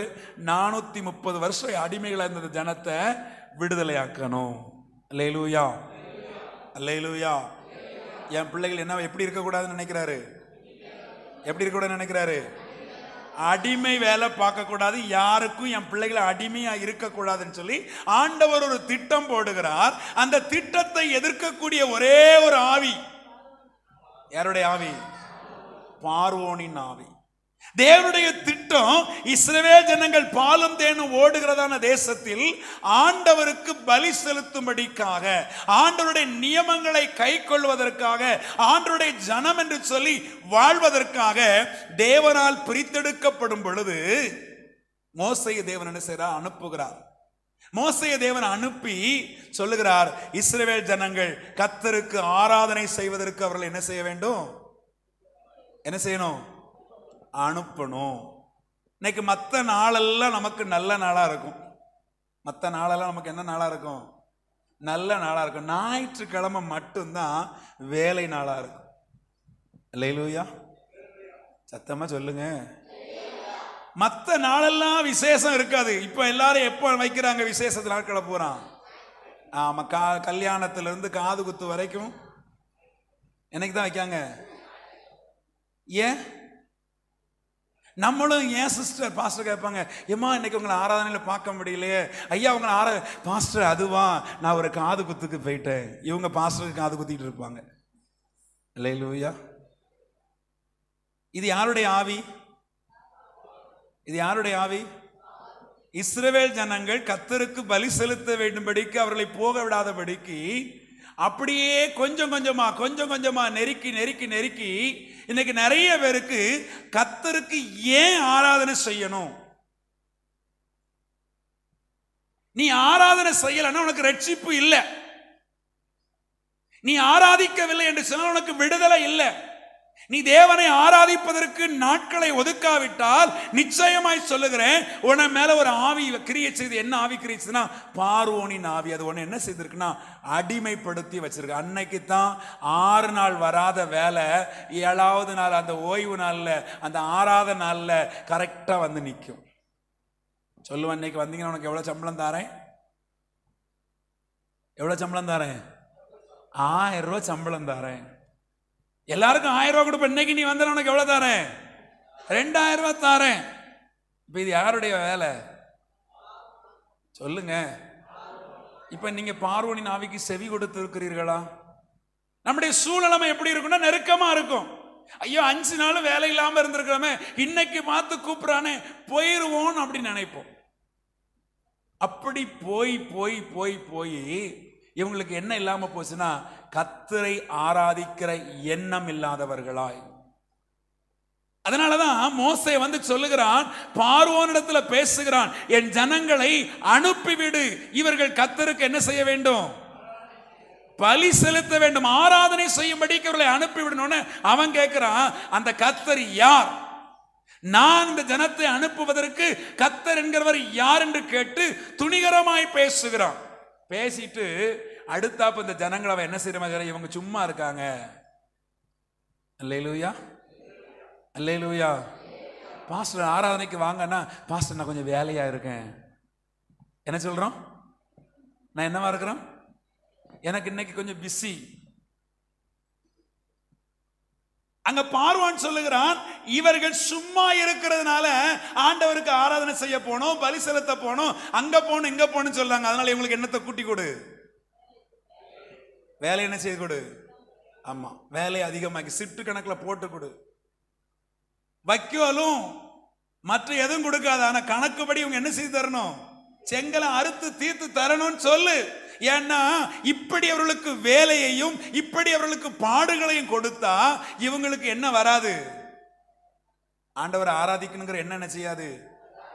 அல்லேலூயா. சில சமயத்துல சிலர்லாம் வேலையில அப்படியே முங்கிட்டாங்கன்னா அதுக்கப்புறம் அவங்கள சுத்தி என்ன நடக்குன்னு அவங்களுக்கு என்ன செய்யாது, தெரியாது. இன்னைக்கு பாத்தீங்கன்னா சென்னை சிட்டிக்கு போனீங்கன்னா மெஷின் தான். நிறைய சிட்டிஸ்ல நடக்கிற வேலை அப்படின்னா அவங்க பரபரப்பா இருப்பாங்க. பிள்ளைகளோட பேச நேரம் இருக்காது, குடும்பத்தின உறவினரை விசாரிக்க நேரம் இருக்காது, ஒருவர் வந்து அவங்களோட அமர்ந்து பேசுவதற்கு சமயம் இருக்காது. பரபரப்பா ஓடிக்கிட்டு இருப்பாங்க, ரொம்ப பரபரப்பா, ரொம்ப வேகமா. எதுல ஓடிட்டு இருக்கிறாங்கன்னா ஏதோ ஒரு காரியத்திற்கு வேகமா ஓடுறாங்க. கடைசியில பார்த்தா ஒண்ணும் என்ன செய்யாது, இருக்காது. இப்படி ஒரு சூழ்நிலைமைய இவர்களை அறியாமலே இவர்களுக்கு விரோதமாக பார்வோனின் ஆவி அவர்களை அடிமைப்படுத்தி வைத்திருக்கிறது. எனக்கு அன்பான கர்த்தருடைய பிள்ளைகளே, முன்னாடிலாம் காத்திருப்பு ஜெபம்னு ஒரு ஜெபம் உண்டு. சனிக்கிழமை அப்படித்தானே பாஸ்டர்மா? ஞாயிற்றுக்கிழமை ஆராதனை அப்படின்னு சொன்னா சனிக்கிழமை சாயங்காலம் எல்லாரும் வேலையை முடிச்சுட்டு எங்க வந்திருப்பாங்கன்னா சர்ச்சில் வந்திருப்பாங்க. மறுநாள் காலையில ஆராதனை நடக்கணும்னா அந்த ஆராதனைக்கு தங்களை ஆயத்தப்படுத்துகிற காத்திருப்பு ஜெபம். ஆனா இப்போ அப்படிலாம் என்ன செய்யாது. இப்ப ஞாயிற்றுக்கிழமை ஆராதனைக்கு பாஸ்டர் வந்து என்ன செஞ்சுட்டு இருக்கணும், என்ன செய்யணும், காத்திருக்கணும். ஆண்டவரே வந்து காத்திருந்தாலும் மக்கள் என்ன செய்யறது இல்ல, என்ன செய்யறது இல்ல. இது எதை காண்பிக்கிறது என்று சொன்னால், அன்றைக்கு இஸ்ரவேல் ஜனங்கள் நல்லா தெரிஞ்சுக்கங்க, நீங்க ஆராதனைக்கு வரல, நீங்க ஆண்டவரை ஆராதிக்கல அப்படின்னு ஒரு குற்றச்சாட்டை உங்கள் மேல் வைக்கும்படி நான் பேசல. அப்படி ஒரு சிந்தனைக்கு உங்களை நடத்துவதற்கு பேசல. ஏன் என்று சொன்னால் தேவனுடைய திட்டம் இஸ்ரவேல் ஜனங்கள் விடுதலையாக்கப்பட வேண்டும். அல்லேலூயா. தேவனுடைய திட்டம் இஸ்ரவேல் ஜனங்கள் காப்பாற்றப்பட வேண்டும். தேவனுடைய ஜனங்கள் ரட்சிப்படைய வேண்டும். தேவனுடைய ஜனங்கள் மீட்கப்பட வேண்டும். இன்னைக்கு பாத்தீங்கன்னா ஒரு குடும்பத்துல அம்மா ரட்சிக்கப்பட்டிருப்பாங்க, ஐயா ரட்சிக்கப்பட்டிருக்க மாட்டாங்க. அம்மாவும் அப்பாவும் ரட்சிக்கப்பட்டிருப்பாங்க, பிள்ளைகள் ரட்சிக்கப்பட்டிருக்க மாட்டாங்க. சில வீடுகளில் பிள்ளைகள் ரட்சிக்கப்பட்டு சபைக்கு பைபிள் தூக்கிட்டு வந்திருப்பாங்க, அம்மா அப்பாவும் பயங்கரமான பாவத்தில் இருப்பாங்க. இங்கெல்லாம் கிரியை செய்கிறது என்ன ஆவின்னா, இந்த பார்வோனின் ஆவி என்ன செய்கிறது, கிரியை செய்கிறது. அல்லேலூயா. இந்த பார்வோனின் ஆவியை அழிக்கணும் அப்படின்னா நீங்க எழுந்து கர்த்தருக்கு என்ன செய்யணும், என்ன செய்யணும், என்ன செய்யணும், ஆராதனை செய்யணும். உன் தேவனாகிய கர்த்தருக்கு நீங்க எப்போ எழுந்து ஆராதனை செய்ய, பார்வோனின் ஆவி எங்க வரைக்கும் வந்துரும் தெரியுமா? இவங்களை விடுவேன் விடுவேன் விடுவேன், நிறைய அற்புதம் நடக்கும். இஸ்ரவேல் ஜனங்களை அந்த தேசத்திலிருந்து விடுதலையாக்குவதற்கு கர்த்தருடைய பலத்த கரம் அந்த எகிப்து தேசத்துல இறங்கி அவனுடைய தலைப்பிள்ளைகளை வரைக்கும் கொன்று போட்டது. ஆனாலும் தன் பிள்ளை இறந்த துக்கத்தை விட இந்த ஜனத்தை அனுப்பக்கூடாதுங்கிறது அவனுடைய நோக்கமா இருந்துச்சு. அல்லேலூயா. சத்தமல்ல சொல்லுங்களேன். பார்வோனுடைய முழு எண்ணமும் தன்னுடைய தலைச்சன் பிள்ளை சங்கரிக்கப்பட்டு பிள்ளைகள் இரத்த வெள்ளத்திலே தேசம் முழுவதும் ஓலமிடுகிற துக்கம் இடுகிறது. நீங்க போங்கன்னு சொல்லிட்டான், எங்க தேசத்திலே இருக்க வேண்டாம், நீங்க போயிருங்கன்னு சொல்லிட்டான். ஆனாலும் இவர்கள் எழும்பி புறப்பட்டு வரும் பொழுது அவர்கள் எங்க வரைக்கும் புறப்பட்டு வந்தான்னா செங்கடல் வரைக்கும் புறப்பட்டு வந்தான். எனக்கு அன்பான கர்த்தருடைய பிள்ளைகளை, உங்க வாழ்க்கையில பார்வோனின் ஆவி உங்களை துரத்திட்டு வருதுன்னா இன்னைக்கு ஆண்டவர் சொல்லுகிறார், அவர்களை செங்கடலில் தள்ளி அழிக்க போகிறார். ஆமென், ஆமென். இதுவரைக்கும் என்னை பின்தொடர்ந்து பின்தொடர்ந்து இதிலிருந்து நான் வந்து விடுவேன், இதிலிருந்து வந்து விடுவேன், இதிலிருந்து ரட்சிப்பு உண்டாகிவிடும், இதிலிருந்து மீட்பு உண்டாகிவிடும் என்று சொல்லி எதிர்பார்த்து எதிர்பார்த்து எதிர்பார்த்து வேகமா ஓடி ஓடி இப்ப எந்த பக்கமும் வழி இல்லை. பார்வோன் துரத்திட்டு வரான். உன்னை விடவே மாட்டேன், நீ எனக்குத்தான் வேணும். சில சமயத்துல சிலர் ஆண்டவரை தேடி வருவாங்க, ஆனா சிலது அவங்க பின்னாடி வரும். அல்லேலூயா. ஏன்னா அவங்க விட்டு வந்த விக்கிரகங்கள், அவங்க இதுவரைக்கும் ஆராதித்த தெய்வங்கள் அவங்களை தேடி வரும். நீ என்னை விட்டு என்ன செய்யாத. ஹலோ, நீ என்னை விட்டு, சத்தமா சொல்லுங்க, பக்கத்துல இருந்து பார்த்து, நீ என்னை விட்டு போகாத. பக்கத்துல இருந்து தட்டி சொல்லுங்க, நீ என்னை விட்டு போகாத. அப்படி யாராவது தூங்குனாங்கன்னு தட்டின உடனே நினைச்சிருவாங்க, உங்களை விட்டு நினைச்ச மாட்டாங்க, போக மாட்டாங்க. அல்லேலூயா. அவன் பக்கத்தில் இருக்க பார்த்துக்கங்க, அப்பப்போ அப்படி கருப்பட்டி எப்படி எடை போடுறாங்களா, இப்படி இப்படிங்கிறாங்களான்னு கொஞ்சம் பார்த்துக்கங்க, விழிப்பா இருக்க சொல்லுங்க. அல்லேலூயா. ஏன்னா நாம அதை விட்டாலும் அது நம்மளை என்ன செய்ய மாட்டேங்குது. நிறைய பேர் சொல்லுவாங்க, பாஸ்டர் நாங்க அதை வேண்டான்னு விட்டுட்டோம், ஆனாலும் அது எங்களை என்ன செய்யுது, தொடர்ந்து வருது. ஏன்னா இதுவரைக்கும் அது உங்களை வச்சு வேலை வாங்கியிருக்கு, உங்களிடம் நிறைய வாங்கி தின்றுருக்கு, உங்களை வச்சு பெரிய பெரிய பட்டணங்களை கட்டியிருக்கு, பெரிய பெரிய காரியங்களை சாதித்தபடினால இந்த பார்வோனுக்கு இஸ்ரவேல் ஜனங்களை விடுவதற்கு என்ன கிடையாது, மனசு. ஆமா, அப்படி இதுவரைக்கும் எதெல்லாம் உங்களை பின்தொடர்ந்து வருதோ, இன்னைக்கு ஆண்டவர் சொல்கிறார், உன்னை பின்தொடர்ந்து வருகிற வல்லமைகளை நான் செங்கடலில் தள்ளி அழிக்க போகிறேன். ஆமென். நல்ல கரங்களை தட்டி கர்த்தருக்கு மகிமை செலுத்துங்க. இதுவரைக்கும் உன்னை பின்தொடர்ந்து வருகிற, இதுவரைக்கும் உன்னை தொடர்ந்து வருகிற, இதுவரைக்கும் உன்னை ரட்சிப்புக்கு தடையாயிருக்கிற, இதுவரைக்கும் தேவ திட்டத்திற்கு தடையாயிருக்கிற இந்த பார்வோனின் வல்லமை உன்னை எதுவரைக்கும் தொடர்ந்து வந்தாலோ நீ ஒன்றுக்கும் கலங்காதே, ஒன்றுக்கும் பயப்படாதே. கர்த்தர் உனக்கு ஒரு வழியை திறக்கிறார், அந்த வழியை நீ போவாய். பார்வோனின் வல்லமைகள் உன்னை பின்தொடர்ந்து வருவதில்லை. ஆமென். அல்லேலூயா. இதுதான் பார்வோனுடைய ஆவியினுடைய வேலை. இந்த ஆவியை நாம் எதிர்க்க வேண்டுமானால் நாம கர்த்தருக்கு ஆராதனை செய்வதற்கு என்ன செய்யணும், புறப்படணும், ஆயத்தப்படணும். நான் கர்த்தருக்கு போய் ஆராதனை செய்யும்படிக்கு. ஏன்னா அன்றைக்கு ஆபிரகாம், நன்றாய் கவனியுங்கள், ஆபிரகாமுக்கு கர்த்தர் என்ன செய்தார், இவைகள் நடந்த பின்பு கர்த்தர் ஆபிரகாம் என்ன செய்தாராம், ஆபிரகாம் என்ன செய்தாராம். ஆதியாகமத்தின் புத்தகம் 22ஆம் அதிகாரம் 1ஆம் வசனத்தை வாசியுங்கள். ஆதியாகமத்தின் புத்தகம் 22ஆம் அதிகாரம் 1ஆம் வசனம்.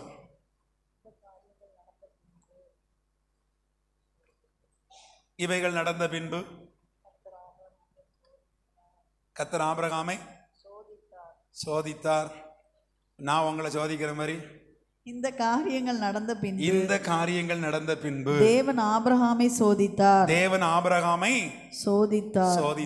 எப்படி எனில் அவர் அவனை நோக்கி ஆபிரகாமே என்றார்.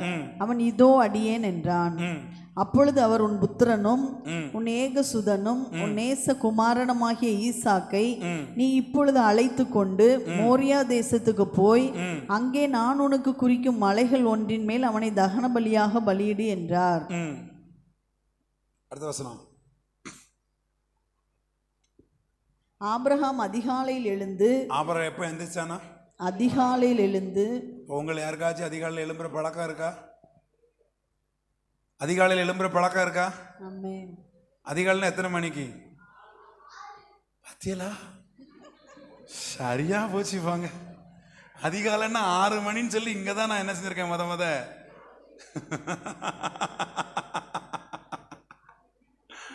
அதிகாலைன்னா 4:30 மணி.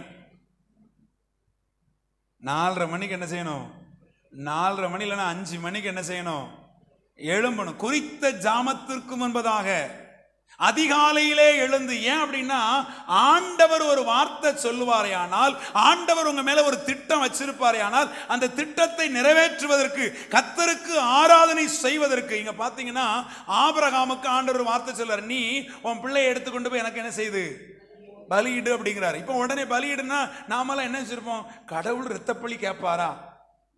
நினைக்க மாட்டீங்களா? யோசிக்க மாட்டீங்களா?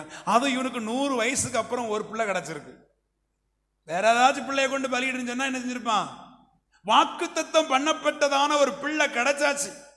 சில சமயத்துல நாமும் அப்படிதான் ஆண்டுகிட்ட நிறைய வாக்கு தத்தங்களை வாங்கி வச்சிருப்போம். அல்லேலூயா. வாங்கி வச்சிருக்கல இல்லையா? நான் உன்னை விடுவிப்பேன், நான் உன்னை தப்பு வைப்பேன், உனக்கு எல்லா நன்மைகளையும் செய்வேன், உனக்கு வேண்டியதெல்லாம் தருவேன்னு சொல்லியிருப்பாரு. ஆனா வர்ற சோதனை பூரா வேண்டாத சோதனையா தான் வரும். அல்லேலூயா. அவர் சொல்லியிருப்பாரு நான் உனக்கு வேண்டியதெல்லாம், ஆனா வர்றது பூரா என்னதான் வரும்? வேண்டாத பிரச்சனைகளா வந்திருக்கும். இந்த பிரச்சனைகளை பார்த்து பார்த்து பார்த்து நமக்கு என்ன மறந்து போவோம்? கத்த சொன்ன வாக்குத்தத்தை என்ன செய்ய போவோம்? ஆமா, இப்படி மறந்து போயிரும். ஆனா கத்தருக்கு ஆராதனை செய்யணும் அப்படின்னு சொன்னா அவர் சொன்ன உடனே கீழ்ப்படியணும். இப்ப இஸ்ரவேல் ஜனங்களை சொன்ன உடனே போக மாட்டேன்னு சொல்லி பார்வோன் தடுத்து கொண்டிருந்தான். அதே போலதான் ஆபிரகாமுடைய வாழ்க்கையிலையும் கர்த்தர் சொன்ன உடனே அதிகாலையிலே எழுந்து 3 நாள் பிரயாணம் பண்ணி போறான். மோரியா தேசத்துக்கு போய் அங்க தன் மகனை ஆண்டவருக்காக பலி செலுத்துறதுக்கு கத்தி எடுத்து என்ன செய்யறான்? ஓங்குறான். இது எதை காட்டுகிறதுனா, கர்த்தருக்கு ஆராதனை செய்வதற்கு நம்மை அர்ப்பணிக்கிறதான கீழ்ப்படிதலை நமக்கு என்ன செய்கிறது?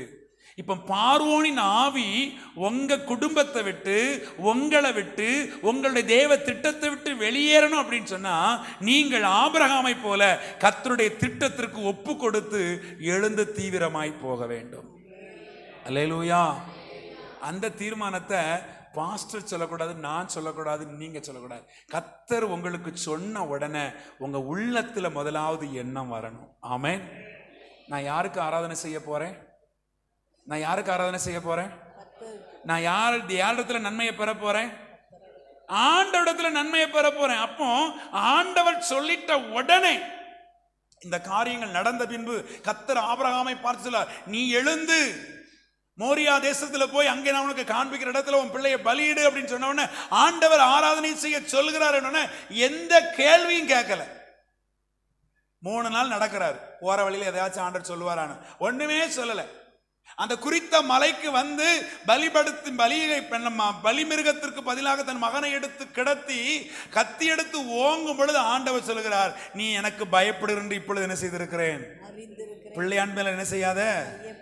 கையை போடாது. அப்ப எந்த அளவுக்கு நாம் தேவனுடைய வார்த்தைக்கு கீழ்ப்படிந்து அவரை ஆராதிக்கிறோமோ அந்த அளவுக்கு பார்வோனின் வல்லமை நம்மை பின்தொடர்ந்து என்ன செய்யாது? வராது. இன்னைக்கு நாம பார்வோனின் அடிமைத்தனத்தில் இருக்கிறோமா, இல்லை விடுதலையாக்கப்பட்டிருக்கிறோமா? விடுதலையாக்கப்பட்டிருக்கிறோம் என்று சொன்னால் தேவ வார்த்தைக்கு கீழ்ப்பட்டு இருக்க வேண்டும். ஆமென். அல்லேலூயா. முதல் ஆவி என்ன ஆவி? அந்த பார்வோன் ஆவி என்ன செய்யும்? ஆராதனைக்கு தடை செய்யும். உங்களை ஆராதனைக்கு என்ன செய்யாது? வர விடவே. ஆமா, உங்க வாழ்க்கையில பின்னாடி வரும். எங்க வரைக்கும் வரும்? பின்னாடி வரும். எங்க வரைக்கும் வரும்? செங்கடல் வரைக்கும் வரும். செங்கடல்ல வந்து வழி அடைச்சிருக்கு நினைச்சிட்டு உங்களை பிடிச்சிடலான்னு வரும். ஆனா ஆண்டவர் உங்களுக்கு வழி திறந்திருப்பார். ஆமென். இந்த ரட்சிப்பின் பாதைங்கிறது உங்களுக்கு மட்டும்தான். ரட்சிப்பு யாருக்கு மட்டும்தான்? ரட்சிப்புக்கு யாருக்கு மட்டும்தான்? சத்தமா சொல்லுங்க. ரட்சிப்புங்கிறது ஆண்டவர் தம்முடைய பிள்ளைகளுக்கு வைத்திருக்கிறது. அந்த ரட்சிப்பை வேற யாரும் என்ன செய்ய முடியாது. அப்ப இன்னைக்கு நீங்க ரட்சிக்கப்படணும் அப்படின்னு சொன்னா உன் வாயினாலே ஆண்டவரை விசுவாசித்து அறிக்கையிட வேண்டும். ஆமென். சத்தமரல்லே சொல்லுங்க. ரட்சிப்பு உண்டாக இருதயத்தில் விசுவாசித்து வாயினால் அறிக்கை செய்ய வேண்டும். கர்த்தராகிய இயேசுவே ஆண்டவர் என்று சொல்லி உன் வாயினால் அறிக்கை செய்து நீ எப்போ மூழ்கி ஞானஸ்நானம் எடுக்கியோ அதுக்கப்புறம் இந்த பார்வோனின் ஆவி ஒன்று என்ன செய்யாது? என்ன செய்யாது? என்ன செய்யாது? பின்னாடி வரவே வராது. அது வந்துச்சுன்னா அவனை அடிமைப்படுத்தும். அது வந்துச்சுன்னா அவனை சிறைப்படுத்தும். அது வந்துச்சுன்னா தேவ திட்டத்துக்கு அவனை நடக்க விடாது. ரட்சிப்பை தடை செய்யும். அப்ப இந்த ரட்சிப்புக்குள்ள நீங்க வந்துட்டீங்கன்னா இந்த ரட்சிப்புக்குள்ள வருவதற்கு என்ன செய்யணும்னா விசுவாசித்து அறிக்கையிட வேண்டும். விசுவாசம் மாத்திரமல்ல, அதை அறிக்கையிட்டு அந்த ஞானஸ்நானத்திற்கு உங்களை கீழ்ப்படிய ஒப்பு கொடுக்கும் பொழுது, தேவ வார்த்தைக்கு கீழ்ப்படிய உங்களை ஒப்பு கொடுக்கும் பொழுது பார்வோனின் வல்லமை உங்க மேல என்ன செய்யப்படாது? செயல்படவே செயல்படாது. இரண்டாவது ஒரு ஆவி வாசியுங்கள். யாத்திராகமத்தின் புஸ்தகம் 17ஆம் அதிகாரம் அதனுடைய 16வது வசனத்தை ஒரு வாசியுங்கள். அமலேக்கின் கை அமிலேக்கியின் கை கர்த்தருடைய சிங்காசனத்துக்கு விரோதமாய் இருந்தபடியால், கர்த்தருடைய சிங்காசனத்திற்கு விரோதமாய் இருந்தபடியால், தலைமுறை தலைமுறை தோறும் அவனுக்கு விரோதமாய் கர்த்தரின் யுத்தம் நடக்கும் என்றார். கர்த்தருடைய யுத்தம் நடக்கும் என்றார். முதலாவது ஒரு ஆவி, பார்வோனின் ஆவி. அதை எதை தடை செய்யணும்? ரட்சிக்க விடாதபடிக்கு தடை செய்யும். இரண்டாவது, தேவ பிள்ளைகளுக்கு விரோதமாய் செயல்படுகிற ஆவி. தேவ பிள்ளைகளுக்கு விரோதமா என்ன ஆவிலாம் செயல்படும் அப்படின்னு சொன்னா, இப்ப நம்ம வாஸ்தவம்ல அந்த அமிலேக்கியனுடைய ஆவி, இன்னொரு ஆவி இருக்கு அம்னோனின் ஆவி, பெலிஸ்தியருடைய ஆவி, சீரியருடைய ஆவி. வசனத்தை வேணா வரிசை எழுதிக்கங்க. 1 சாமுவேல் 15ஆம் அதிகாரம் 2ஆம் வசனம். 1 சாமுவேல் 15ஆம் அதிகாரம் 2ஆம் வசனம். 1 சாமுவேல் 30ஆம் அதிகாரம் 2ஆம் வசனம். 2 நாளாகமம் 20ஆம் அதிகாரம் 1வது வசனம். 1 சாமுவேல் 17ஆம் அதிகாரம் 10வது வசனம். 2 ராஜாக்கள் 6ஆம் அதிகாரம் 24வது வசனம். எழுதிட்டீங்களா? இப்போ வரிசையா வாசிக்க போறிய. முதல்ல வாசிங்க. 1 சாமுவேல் 15:2. சேனைகளின் கர்த்தர் சொல்லுகிறது என்னவென்றால், இஸ்ரவேலர் எகிப்திலிருந்து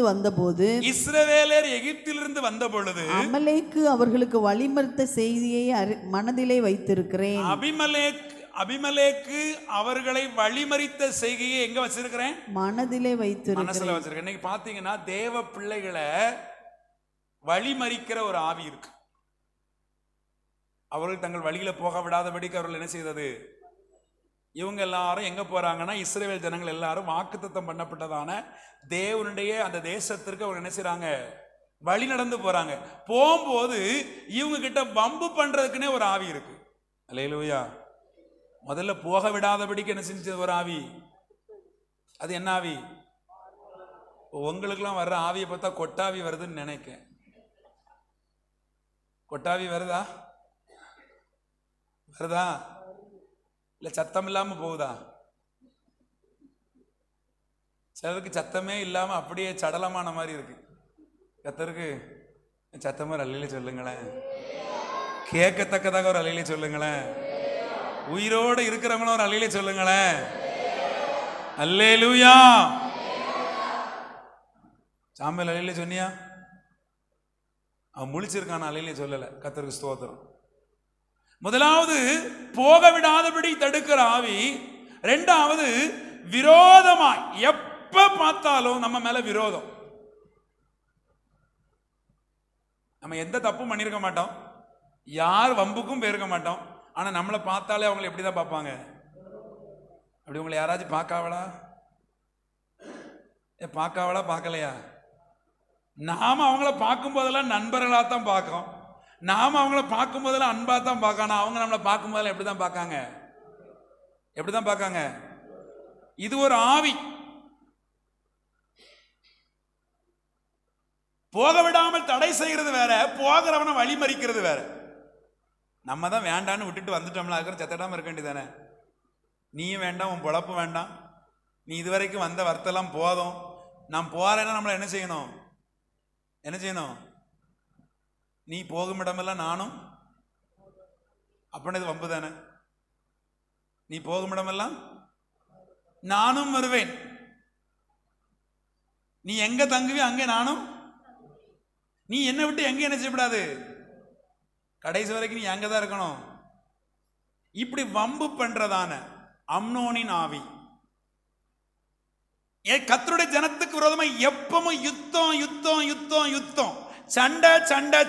சில வீட்டில் பார்த்தீங்கன்னா காரணமே இல்லாம சண்டை வரும். அல்லேலூயா. அங்க என்ன ஆவி செயல்படுது?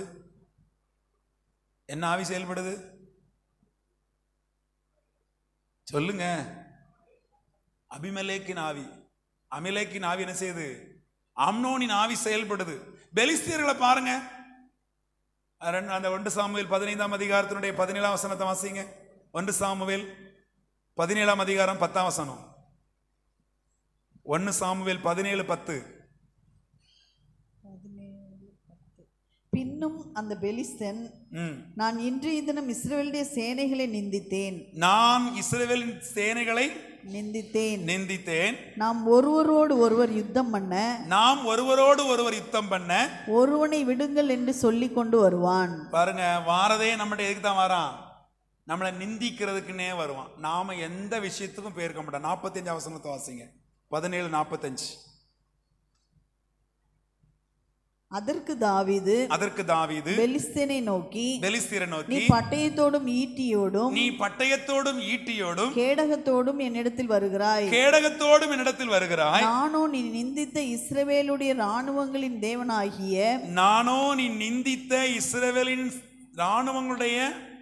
தேவனாகிய சேனைகளுடைய கர்த்தருடைய நாமத்தினாலே உன்னிடத்தில் உன்னிடத்திற்கு வருகிறேன். பாத்தீங்கன்னா, தேவ பிள்ளைகளை நிந்திக்கிறதுக்குன்னே ஒரு ஆவி வருது.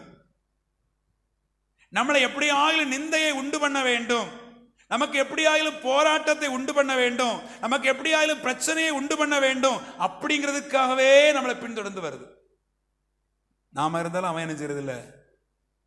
இதுவரைக்கும் நாம பயங்கரமான பிரச்சனையை பண்ண ஆட்களா இருப்போம். இனிமே நமக்கு பிரச்சனையே வேண்டான்னு விட்டுட்டு வந்தாலும் அது நம்மளை என்ன செய்யாது. அது என்ன ஆவின்னு சொன்னா, அந்த குடிகார ஆட்கள்லாம் பாருங்க, அவங்க குடிய வேண்டான்னு விட்டாலும் ஓசியில வாங்கி கொடுப்பாங்க. அவன் குடும்பத்துல சாப்பிட்றதுக்கு வழி இல்லாம இருக்குன்னா ஒருத்தன் சோறு வாங்கி கொடுக்க மாட்டான். பார்த்துருக்கீங்களா? கவனிச்சிருக்கிறீங்களா? சாப்பிட்றதுக்கு குடும்பத்தோட பட்டினியை கிடப்போம், ஒருத்தனும் சாப்பாடு வேணுமான்னு கேட்க மாட்டான். ஆனா குடிக்கிறதுக்கு என்ன செய்வான்?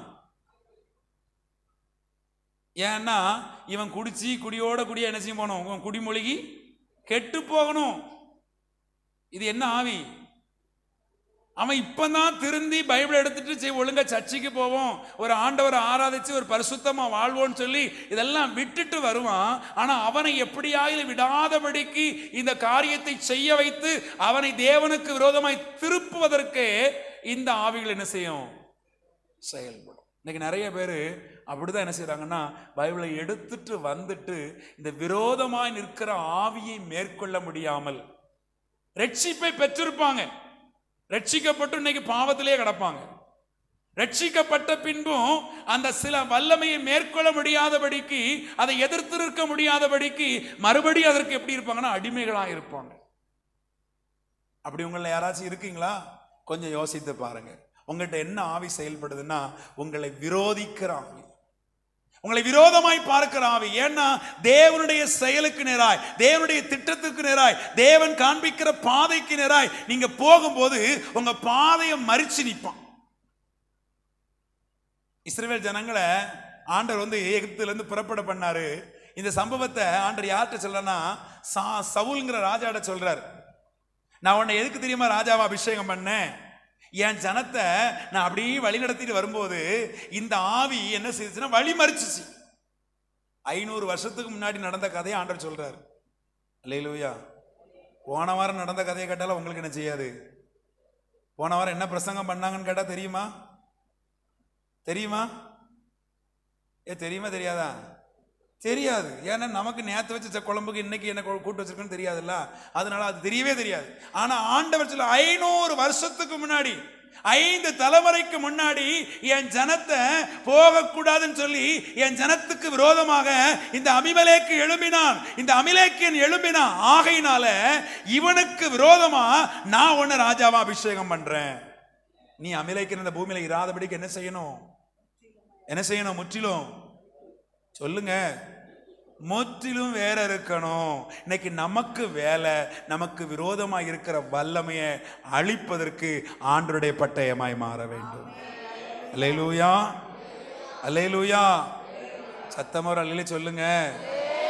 நமக்கு விரோதமாய் எப்பொழுது நிந்தனையை கொண்டு வருகிற, வேதனையை கொண்டு வருகிற, விரோதங்களை கொண்டு வருகிற, பகையை கொண்டு வருகிற, கசப்பை கொண்டு வருகிற, பிரிவினையை கொண்டு வருகிற, தேவனுடைய வழியில நடக்க விடாதபடிக்கு நம்முடைய வழிகளை தாறுமாறாக்கப்பட்டு எப்பொழுது நம்மை தேவனுக்கு விரோதமாகவே நாம் அவரை நேசித்தாலும், அவர் நம்மை நேசித்தாலும் அவரை நேசிக்க விடாதபடிக்கு, தேவன் பேரில் நமக்கு கசப்பை உண்டு பண்ணும்படிக்கு தொடர்ந்து நம்முடைய வாழ்க்கையில சில நிந்தனையான வாழ்க்கை, அவமானமான வாழ்க்கை.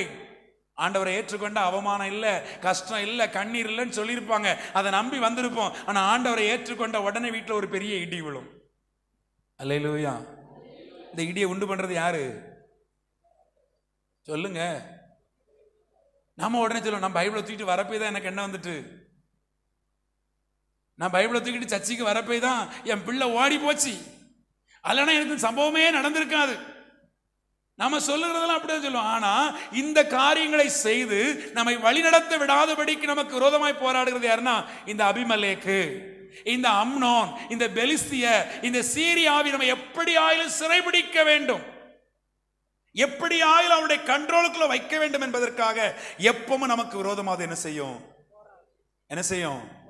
போராடும். இப்படி போராடுற ஆவிய நீங்க என்ன செய்யணும்னா கர்த்தருடைய பட்டயமா மாறிதான் அதை அழிக்க வேண்டும்.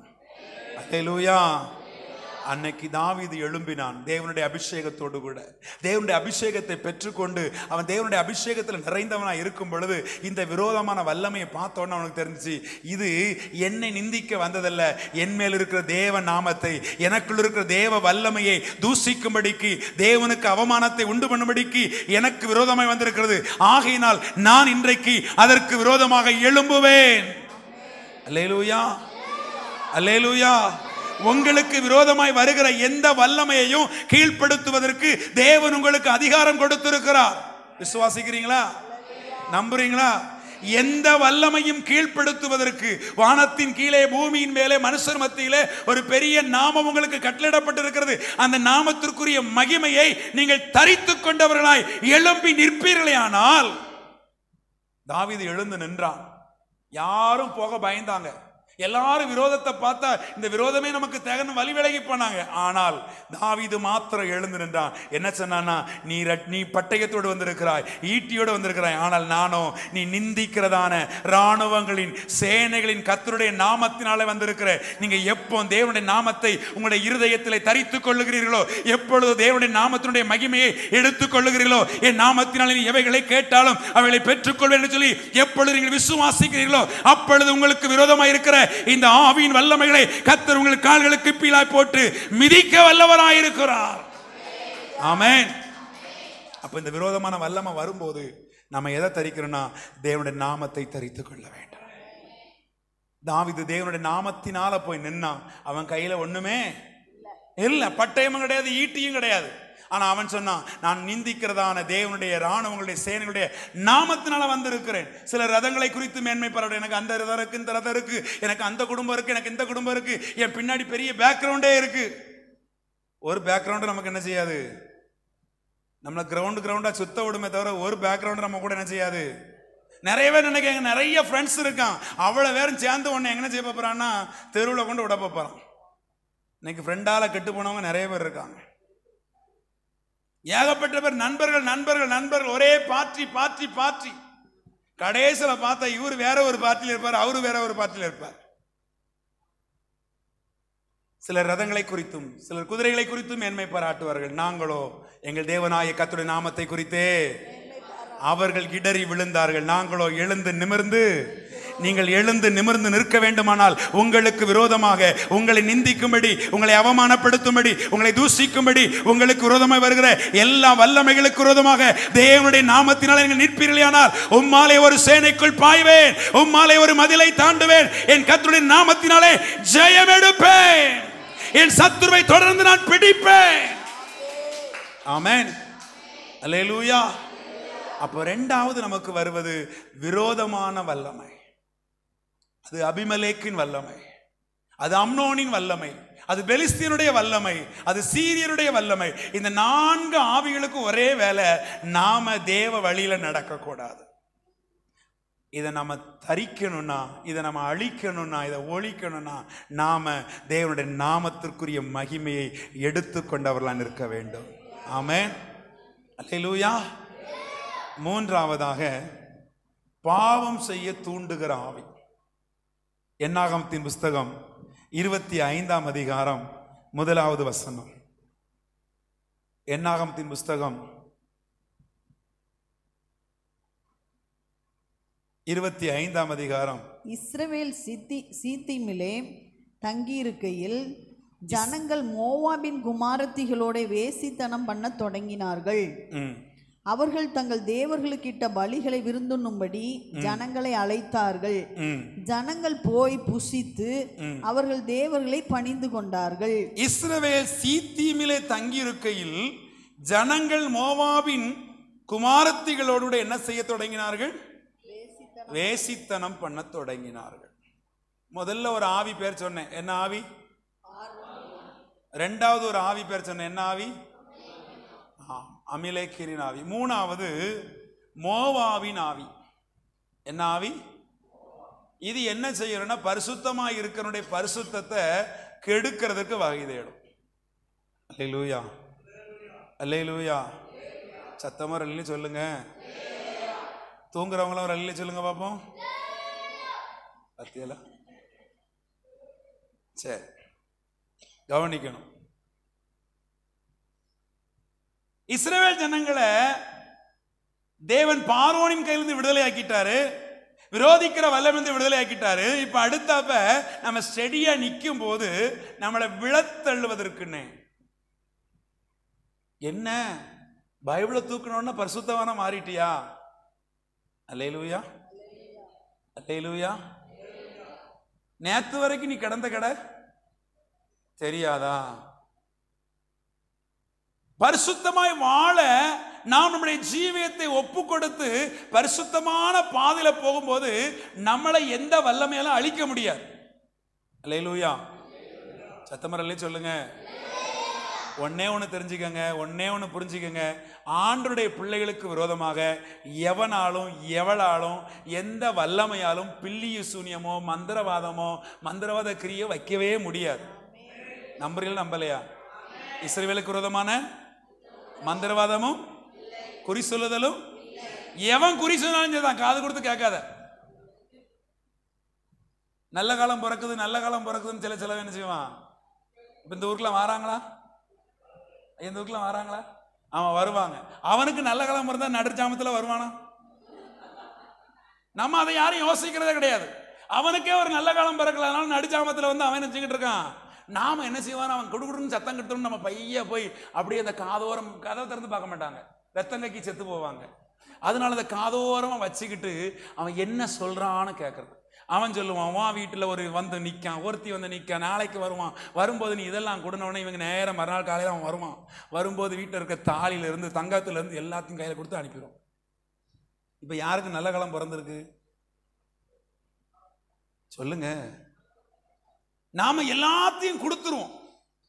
ஆனா வசனம் சொல்லுகிறது, இஸ்ரவேலுக்கு விரோதமான மந்திரவாதமும் இல்லை, யாக்கோபுக்கு விரோதமான குறி சொல்லுதலும் இல்லை. ஆனா நமக்கு விசுவாசம் இல்லை. அதனால ஒருவேளை அவன் செஞ்சிருப்பானோ, நேற்று வரைக்கும் நான் நல்லா இருந்தேன் பார்த்துக்கங்க, இவன் பார்த்துட்டு போனா எனக்கு அதுல இருந்து வயிற்றுல பிரச்சனை ஆகி போச்சு. அல்லேலூயா, அல்லேலூயா. இஸ்ரவேலர்கள் எங்க இருக்கிறாங்க அப்படின்னா ஒரு பெரிய வனாந்திரத்துல தங்கி இருக்கிறாங்க. ஒரு ராஜா அதை பார்க்கிறான். இந்த ஜனங்கள் பூமியின் விசாலத்தை மூடும்படிக்கு, உங்களை பத்தி உங்க எதிரிக்கு நல்லா தெரியும், உங்களெல்லாம் என்ன செய்ய முடியாதுன்னு தெரியும், அழிக்க. இது தன்னால அழிஞ்சாதான் அழிஞ்சதை தவிர இதை யாரும் என்ன செய்ய முடியாது. நல்லா தெரிஞ்சுக்கங்க, தேவன் உங்களை சுத்திலும் ஒரு வேலி போட்டிருக்கிறார். விசுவாசிக்கிறீங்களா? வசனம் சொல்லுது, யோபுவையும் யோபுக்குண்டான எல்லாவற்றையும் சுற்றிலும் வேலி அடைக்கவில்லையோ அப்படின்னா ஆண்டவர் உங்களை சுத்தி ஒரு வேலி போட்டிருக்கிறாரு.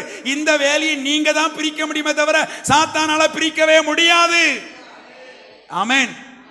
இந்த வேலியை தாண்டி அவனால உள்ள என்ன செய்ய முடியாது, வர முடியாது. ஆனா நம்ம உள்ள கடந்துக்கிட்டு ரொம்ப பயப்படுறோம். நமக்கு தெரிய மாட்டேங்குது நம்மளை சுத்திலும் ஒரு பெரிய வேலி அமைக்கப்பட்டிருக்குன்னு சொல்லி. இந்த வேலியை பிரிக்க வைக்கிறது அவனுடைய வேலை. ஆண்டவர் உன்னை ரட்சிப்பினால வேலி அடைக்கிறார், பரிசுத்த ஆவியினால் உன்னை நிரப்பி பரிசுத்தமாக்குகிறார், உன்னை தேவனுடைய இரத்தத்தினால நீதிமானாக்குகிறார். நீ நீதிமானாக்கப்பட்டதுக்கு அப்புறம், பரிசுத்தமாக்கப்பட்டதுக்கு அப்புறம் பாவத்துக்கு திரும்ப கூடாது. அல்லேலூயா. எதுக்கு திரும்ப கூடாது? பாவத்துக்கு. நம்ம நிறைய பேர் என்ன செய்யறோம்னா பின்மாற்ற அனுபவம், அப்படி டேன் மறுபடியும் திரும்பவும் அதை லேசா தொட்டு பார்ப்போமே, அது எப்படி இருக்குன்னு விட்டுட்டு வந்து அதை பார்ப்போமேன்னு சொல்லி என்ன செய்யறோம், திரும்பி பார்க்கிறோம். அதனாலதான் நம்மளை வந்து என்ன செய்யுது, இது யாருடைய ஆவி அப்படின்னு சொன்னா மோவாபின் ஆவி. இஸ்ரவேல் ஜனங்கள் ஒரு பெரிய பாளையமா இறங்கி இருக்கிறாங்க. இவங்களை அழிக்கிறதுக்கு பாலாக் என்கிறவன் பீலையாம் என்கிறதான ஒரு குறி சொல்றவனுக்கு, பீலையாம் யாரு? பீலையாம் யாரு?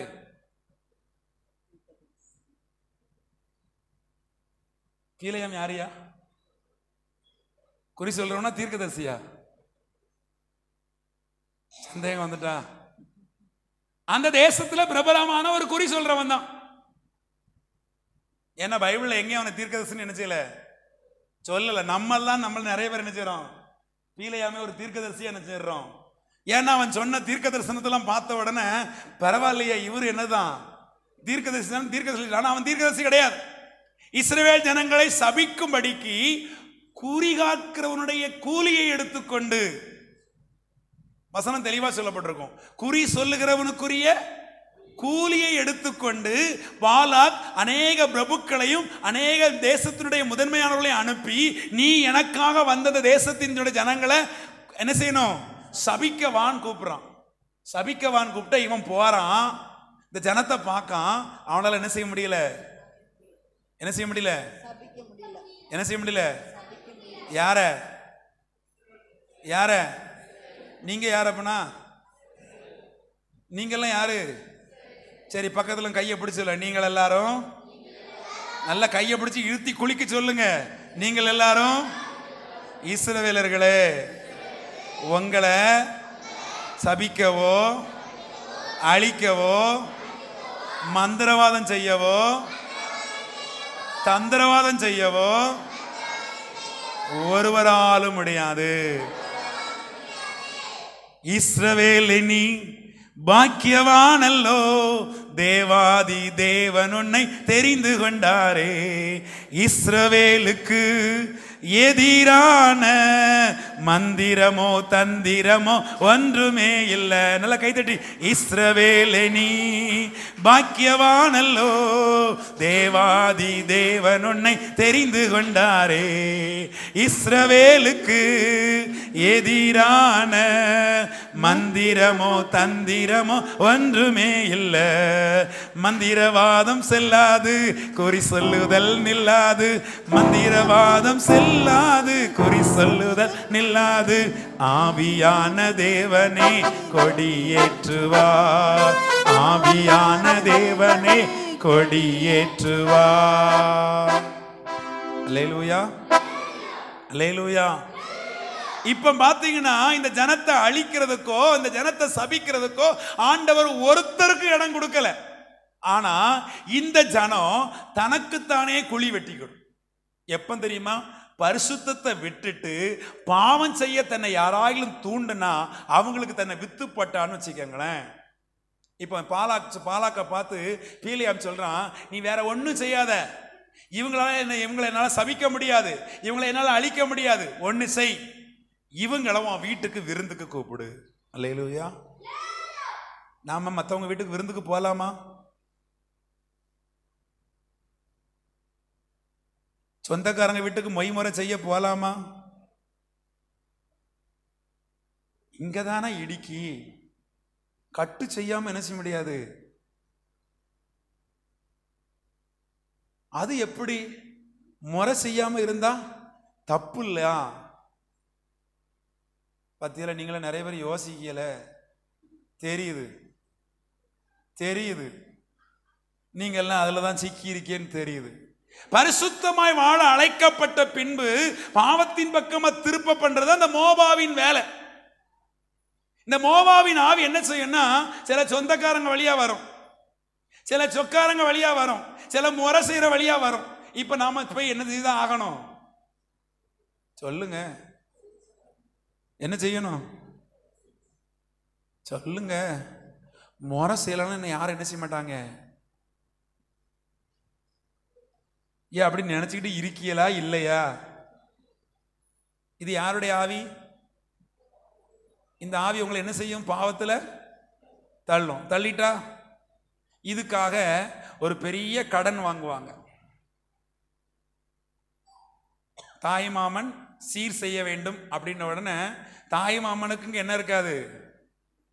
தாய் மாமனுக்கு இங்கே வழியே இருக்காது. அவர் போவார், ஒரு 2 லட்ச ரூபாய் என்ன செய்வார், கடன் வாங்குவார். இப்போ என்ன செய்வார், நீங்கள் யாருமே சீரே செய்யாத மாதிரி சும்மா வேடிக்கை பார்த்த மாதிரி என்னை பார்த்துக்கிட்டு இருக்கல, செஞ்சிருக்கல செய்யலையா, செஞ்சுட்டு இன்னைக்கு வரைக்கும் சீரழிவது யாரு? அவங்க யாரும் உங்கள்கிட்ட சீர் செய்ய கூப்பிட்டாவளா? நாம பெருமை, நான் தான் தாய் மாமன், என் பிள்ளைக்கு நான் தான் செய்யணும். என்னை விட்ட யாருமே உங்கள்கிட்ட இருந்தா கொடு, இல்லைன்னா சத்த கட்டாம இரு. அல்லேலூயா. இது சொன்னா நிறைய பேருக்கு கஷ்டமா இருக்குல்ல, நிறைய பேருக்கு வலிக்கல. அது எப்படி அந்த உறவு முறையை விட்டு கொடுக்க முடியாதுல? உறவு முறை செய்யறதுக்கு உங்கள்கிட்ட இருக்கா? இல்லையே. அப்ப எப்படி செய்ய முடியும்? இன்னைக்கு நிறைய பேரு இந்த உலகத்தினுடைய காரியங்கள் அப்படியே இழுக்கப்பட்டு அப்படியே சிக்கி பரிசுத்தத்தை விட்டுருவாங்க. அங்க போய் காப்பு கட்டணும்பாங்க, அங்க என்னெல்லாமோ முறை செய்வாங்க, கழுத்துல மாலையில இருந்து மரியாதை வரைக்கும் எல்லாம் செய்யணும். அப்போ அவங்க அங்க போய் என்ன செய்தான் ஆகணும், உட்காந்து தான் ஆகணும். குங்குமத்துல இருந்து சந்தனம் வரைக்கும் என்ன செய்வாங்க, பூசுவாங்க. இவங்க அது எல்லாத்தையும் பார்த்துட்டு கையை கலந்துட்டு உள்ளுக்குள்ள இயேசுவே என்ன மன்னியும், ஆண்டவரே என்ன மன்னி. நீ எங்க போய் விழுந்துட்ட, எங்க போய் விழுந்துட்ட? பாவத்தில் விழுந்ததுக்கு உன்னை தூக்குறதுக்கு யார் வர முடியும்? அவரை அவனை தள்ளி விட்டாரு.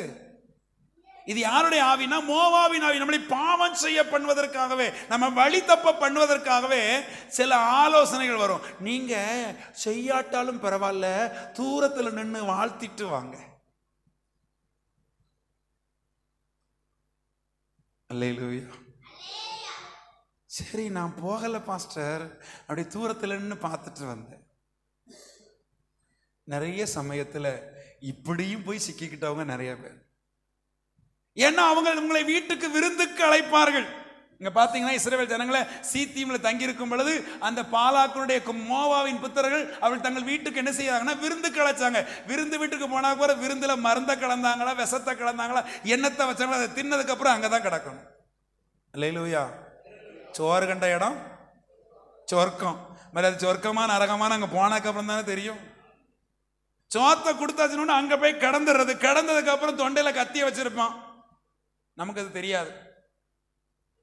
இவங்க அங்க போனாங்க, அங்க போன உடனே உறவு முறையில் சொல்லுவாங்க, உன்னை தவிர என் பிள்ளைக்கு யார் கிடையாது, ஆள் கிடையாது, என் பிள்ளை நீ தான் என்ன செய்யணும், கரை ஏற்றணும், கரை சேர்க்கணும், உன் பிள்ளைக்கு என் பிள்ளை என்ன செஞ்சுக்கோ.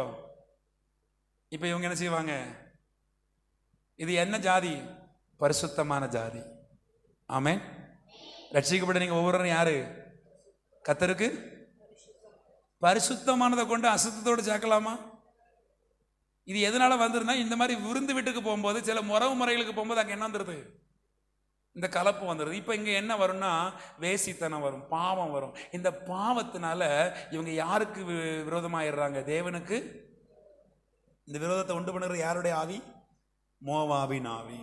அல்லேலூயா, அல்லேலூயா. இதுல நமக்கு என்ன வந்த விடுதலை வரும் அப்படின்னா, வைராக்கியம் வேணும். நான் வாழ்ந்தாலும் சரி தாழ்ந்தாலும் சரி ஆண்டவருக்காக பரிசுத்தமா வந்தேன்னா பரிசுத்தமா தான் வாழ்வேன். அல்லேலூயா, அல்லேலூயா, அல்லேலூயா. ஐயா, நாங்க ஆண்டவரை தேடி வந்துட்டோம், எங்க சாதி சனத்துல ஒன்னே கிடைக்காத, என் பையனுக்கு என்ன கிடைக்காது சொல்லுங்க, என் பொண்ணுக்கு மாப்பிள்ளையே கிடைக்காத. வசனம் சொல்லுது, ஒரு தகப்பனுடைய பிரமாணத்தின்படி வைராக்கியமா இருக்கணும்னு நினைச்சதுக்கு அப்புறம் ஒரு தகப்பன் தன் பிள்ளையை குறித்து இவ கன்னியாவே இருந்தாலும் பரவாயில்ல, நான் யாருக்கும் கொடுக்க மாட்டேன்னு வச்சிருந்தான்னா அவன் ரட்சிக்கப்படுவான். நீங்க பிரமாணத்தை வாஸ்து பார்த்தீங்கன்னா தெரியும். இஸ்ரவேல் ஜனங்களுக்கு கொடுக்கப்பட்ட பிரமாணங்களும் கட்டளைகளும் கற்பனைகளும் எத்தனை தெரியுமா, 613 கட்டளைகளும் கற்பனைகளும் கொடுக்கப்பட்டிருக்கு. அதுல ஒண்ணு தகப்பனுக்குரிய பிரமாணம். அப்ப நாம பரிசுத்தத்திற்காக ஒப்பு கொடுத்த பின்பு வைராக்கியமா இருக்கணும். ஆமென். வைராக்கியம் என்ன செய்யணும்? சிலர் வைராக்கியத்தை என்ன செய்யறாங்கன்னா விட்டுடுறாங்க. இங்க பாத்தீங்கன்னா பரிசுத்தத்திற்கு வைராக்கியமா ஒரு மனுஷன் இருந்தா, வாசிங்க என்னாகமத்தின் புஸ்தகம் 25ஆம் அதிகாரம் 14வது வசனம் 17வது வசனம். என்னாகமம் 15 25 14 17. குத்துண்ட மீதியானிய ஸ்திரீயின் பெயர் கஸ்பி. குத்துண்ட மீதியானிய ஸ்திரீயின் பெயர் கஸ்பி. அவள் சூரின் குமாரத்தி. அவன் மீதியானியுடைய தகப்பன் வம்சத்தாரான ஜனங்களுக்கு தலைவனாய் இருந்தான். பாருங்க, நம்மளை பாவம் செய்யக்கூடிய ரெண்டு ஆவி, ஒன்னு மோவாபின் ஆவி, இன்னொன்னு மீதியானுடைய ஆவி. இது என்ன செய்யும்னா வேசித்தனம் பண்ணுவதற்கும் விபச்சாரம் பண்ணுவதற்கும் பரிசுத்த ஜனம் பாவ வழியில நடப்பதற்கு தூண்டுகிற ஆவி. இந்த ஆவி அழியணும் அப்படின்னு சொன்னா ஒருத்தன் எழும்பனா. அவன் யாருன்னா எலியேசருடைய மகன் பினெகாஸ். அந்த வசனத்தை வாசிங்களா, 25ஆம் அதிகாரத்தினுடைய 11ஆம் வசனம். நான் என் எரிச்சலில் இஸ்ரவேல் புத்திரரை நிர்மூலமாக்காதபடிக்கு ஆசாரியனாகிய ஆரோனின் குமாரனான எலெயாசாரின் மகன் பினெகாஸ் என் நிமித்தம் அவர்கள் நடுவில் பக்தி வைராக்கியம் காண்பித்ததினால். என்ன காண்பித்ததினால? பக்தி வைராக்கியம். சத்தமா சொல்லுங்க, எனக்கு கேட்கல, நல்லா சத்தமா சொல்லுங்க. பக்தி வைராக்கியம். என்ன வைராக்கியம்? பக்தி வைராக்கியம். யாருக்காக? என் நிமித்தம் அவர்கள் நடுவிலே விபச்சாரமும் பாவமும் நிறைந்த ஜனங்களின் நடுவிலே எனக்காக, என் நாமத்திற்காக, என்னை பின்பற்றி வருவதற்காக பக்தி வைராக்கியமாய் இருந்ததினால அவனை குறித்து ஆண்டவர் சொல்லுகிறார், இஸ்ரவேல் புத்திரர் மேல் உண்டான என் உக்கிரத்தை திருப்பினான். ஆகையால் இதோ அவனுக்கு என் சமாதானத்தின் உடன்படிக்கையை கட்டளையிடுவேன். அவன் தன் தேவனுக்காக பக்தி வைராக்கியம் காண்பித்து இஸ்ரவேல் புத்திரருக்காக பாவ நிவிர்த்தி செய்தபடியினால் அவனுக்கு பின்பு அவன் சந்ததிக்கும் நித்திய ஆசாரிய பட்டத்துக்குரிய உடன்படிக்கை உண்டாயிருக்கும் என்று சொல் என்றார். பாருங்க, ஆண்டவர் சொல்றாரு, ஆண்டவருக்காக பக்தி வைராக்கியமா இருந்தா ஆண்டவர் உங்களை எங்க வச்சிருப்பாருன்னா அவருக்கு ஆசாரியனா வச்சிருப்பேன்னு சொல்றாரு. அல்லேலூயா, அல்லேலூயா. என் சமூகத்தில் அவனை நிறுத்தி வச்சிருப்பேன். யார் சமூகத்தில் வச்சிருப்பாரா? யார் சமூகத்தில் வச்சிருப்பாரா? பக்கத்துல கையை எப்படி சொல்லுங்க, உங்களை நீங்க பக்தி வைராக்கியமா இருந்தா ஆண்டவருடைய சமூகத்துல நிப்பீங்க. ஆமென், ஆமென். எனக்கு வசனம் பைபிள்ல ரொம்ப பிடிச்ச ஒரு வசனம் இருக்கு. ஒரு குடும்பத்தை குறித்து ஆண்டவர் சொல்லுவார். நான் போன திருப்பு வந்திருக்கும் போது ஞாபகப்படுத்திருப்பேன் நினைக்கிறேன். ரேகாபியருடைய குடும்பம். ஆண்டவர் சொல்லுவார், எனக்கு முன்பாக நிற்கத்தக்க புருஷன் ரேகாபியருடைய குடும்பத்தில் இல்லாமல் போவதில்லை. ஏன் அப்படின்னா அவருடைய தகப்பன் பக்தி வைராக்கியமா இருந்தாராம். இப்ப நாம கொண்டிருக்கிறது, நாம வைத்திருக்கிற நம்பிக்கை, நம்முடைய தேவன் மேல் வைத்திருக்கிற நம்பிக்கையில உறுதியா இருக்கணும். ஆமென். சாத்ராக் மேஷாக் ஆபேத்நேகோ கர்த்தர் மேல எப்படி இருந்தாங்க? ராஜாவின் கட்டளை உக்கிரகமா இருந்தது. அக்னி 7 மடங்கு எரிஞ்சிச்சு. ஆனா அவன் சொன்னா, ராஜாவே நீர் 7 மடங்குல 70 மடங்கு கூட்டினாலும் நீர் நிறுத்தின இந்த பொற்சிலை நான் என்ன செய்ய மாட்டேன். அது என்னது? பக்தி வைராக்கியம். உங்கள்கிட்ட இன்னைக்கு இருக்குதா? உங்ககிட்ட அந்த பக்தி வைராக்கியம் இருக்குதா? ஆண்டவருக்காக பக்தி வைராக்கியம் காண்பிக்கிறீர்களா? விக்கிரகங்களின் நடுவிலே, வேசித்தனங்களின் நடுவிலே, பாவமுள்ள இந்த உலகத்தின் நடுவிலே பாவம் இல்லாமல் வாழ வேண்டும் என்கிற பரிசுத்த எண்ணம் எந்த ஒரு மனுஷனுக்குள்ள இருக்குதோ அந்த மனுஷனையும் அந்த மனுஷியும் அந்த குடும்பத்தையும் தேவன் தனக்கு முன்பாக நிறுத்தி கொள்ளுவார். ஆமென், அல்லேலூயா. தன் வேலையில் ஜாக்கிரதையாய் இருக்கிறவனை கண்டால் அவன் நீசனுக்கு முன் இல்லாமல் யாருக்கும் நன்மை நிற்பானா? ராஜாக்களுக்கு முன்பதாக. அப்ப நமக்கு என்று கொடுக்கப்பட்டிருக்கிற நம்பிக்கை, நமக்கு ஒரு நம்பிக்கை இருக்கு. என் ஆண்டவர் உயிரோடு கூட இருக்கிறார். நான் ஆராதிக்கிற தேவன் ஜீவன் உள்ளவர். விசுவாசிக்கிறீங்களா இல்லையா? உங்க ஆண்டவர் உயிரோட இருக்கிறாரா இல்லையா? அல்லேலூயா. அந்த பக்கம் தலை தொங்கி போச்சே. அல்லேலூயா. நம்ம ஆண்டவர் உயிரோட இருக்கிறாரா இல்லையா? அல்லேலூயா. நம்முடைய ஆண்டவர் உயிரோடு இருக்கு, அந்த நம்பிக்கை இருக்குல்ல. என் ஆண்டவர் மரித்து உயிர் தெழுந்தார், அவர் ஜீவனோடு இருக்கிறார், அவர் ஜீவிக்கிறார், அவர் திரும்ப வருவார். அப்ப இந்த நம்பிக்கையுடைய நாம மற்றவர்களுக்கு முன்பதாக வேடிக்கையாகல, இந்த நம்பிக்கைக்கு பாத்திரவான்களாய் நடந்து கொண்டு பக்தி வைராக்கியமாய் இருக்கணும். ஆமென். பினகாஸ் பக்தி வைராக்கியம் காண்பித்தான். சாத்ராக் மேசாக் ஆபேத்நேகோ ரொம்ப பக்தி வைராக்கியமா இருந்தாங்க. ராஜாவுக்கு கோபம் வந்துட்டு, கடுமையான கோபம் வந்துட்டு, ஒரு முறை சான்ஸ் கொடுத்து செய்யல, 2 முறை சான்ஸ் கொடுத்துல. அதனால இவங்களை என்ன செய்யுங்கன்னா 7 மடங்கு அக்கினியை சூடாக்கி அதை உள்ள தூக்கி போடுங்கண்ணா. ராணுவத்திலிருந்து பலசாலியான மனுஷர்கள் வந்தாங்க, அவங்களை கட்டுனாங்க. இவங்க தூக்கிட்டு போறாங்க. போறவங்க மேல அந்த தீயினுடைய வெக்கை, அந்த தீயினுடைய தாக்கம் பட்டு ராணுவ புருஷர்கள் மரித்து போனார்கள். ஆனால் தேவன் மேல் பக்தி வைராக்கியமாய் இருந்த சாத்ராக் மேசாக் ஆபேத்நேகோ மேல அக்கினி பேலன்ஸ் செய்யவே இல்லை.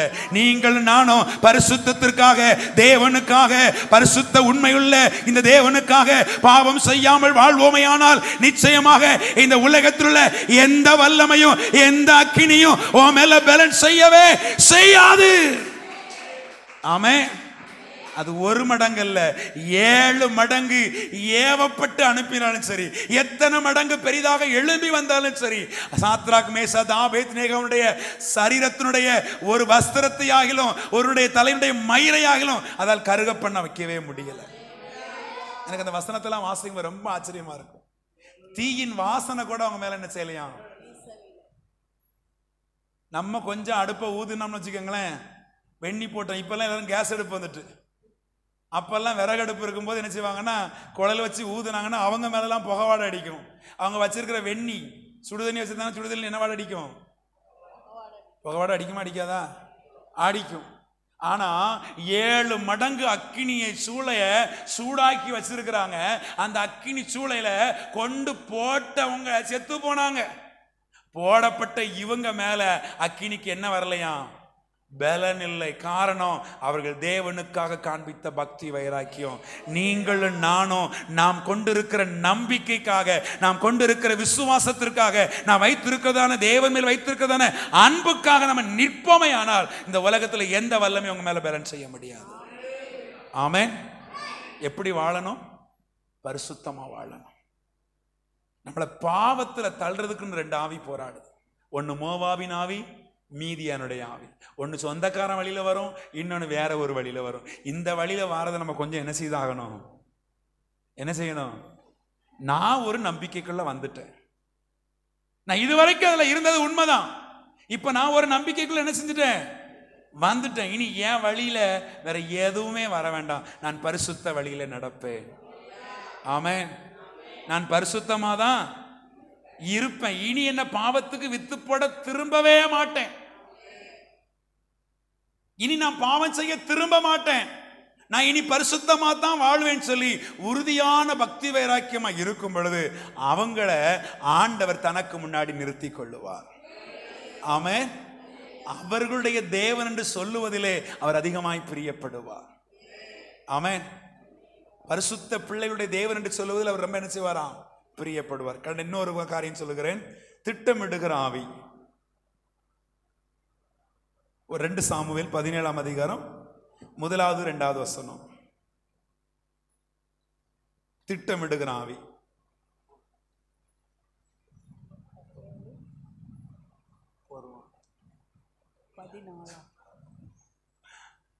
வாசிங்க. 2 சாமுவேல் 17:1-2. பின்பு அகித்தோப்பேல் அப்சலோமை நோக்கி நான் 12000 பேரை தெரிந்து கொண்டு எழுந்து இன்று ராத்திரி தாவீதை பின்தொடர்ந்து போகட்டும். அவன் விடாய்த்தவனும் கை தளர்ந்தவனுமாய் இருக்கையில் நான் அவனிடத்தில் போய் அவனை திடுக்கிட பண்ணுவேன். அப்பொழுது அப்பொழுது அவனோடு இருக்கும் ஜனங்கள் எல்லாரும் ஓடி போவதினால் நான் ராஜா ஒருவனை மாத்திரம் வெட்டி ஜனங்களை எல்லாம் உம்முடைய வசமாக திரும்ப பண்ணுவேன். இப்படி செய்ய நீர் வகை தேடினால் எல்லாரும் திரும்பின பின் ஜனங்கள் சமாதானத்தோடு இருப்பார்கள் என்றான். பாருங்க, தேவ பிள்ளைகளுக்கு விரோதமாகவே ஆலோசனை பண்ணக்கூடிய சில ஆவி இருக்கு. அல்லேலூயா. இப்ப நான் மொத்தத்துல எத்தனை ஆவி சொல்லியிருக்கேன்? முதல்ல என்ன ஆவி? எல்லாம் சத்தமா சொல்லுங்க. அந்த பார்வோன் ஆவி என்ன செய்யும்? ஆராதனைக்கு என்ன செய்யாது? ரட்சிப்பை தடை செய்யும். உங்களை தேவனை ஆராதிக்க என்ன செய்யாது? விடாது. அந்த பார்வோனின் ஆவி வந்து விடுதலையாகனா என்ன செய்யணும்? என்ன செய்யணும் சொல்லி தந்தேன்? சொல்லுங்க. பத்தியெல்லாம் பிரசங்கம் கேட்டா ஒழுங்கா கேட்கணும், அறகுறையா பிரசங்கம் கேட்கக்கூடாது. பிரசங்கம் ஒழுங்கா தானே பண்ணேன். என்ன ஆவி செயல்படுது, அந்த ஆவியிடத்திலிருந்து விடுதலை ஆவதற்கு என்ன வழி தெரியாம ஆவி செயல்படுது ஆவி செயல்பட்டு தான் இருக்கும். அல்லேலூயா. அந்த ஆவி எங்க வரைக்கும் நம்மளை துரத்திட்டு வருது? செங்கடல் வரைக்கும் வருது. நாம எப்போ தேவனுடைய வார்த்தைக்கு கீழ்ப்பட்டு விசுவாசித்து கர்த்தரே தேவனுடைய இருதயத்தில் அறிக்கை பண்ணி எப்போ தேவனோடு உடன்படிக்கைங்கிற ஞானஸ்நானத்தை எடுக்கும், அதுக்கப்புறம் அதுக்கு என்ன கிடையாது, நம்ம மேல என்ன கிடையாது. அப்ப இது வரைக்கும் ஞானஸ்நானம் எடுக்காம யாராச்சும் உட்கார்ந்து இருக்கீங்களா?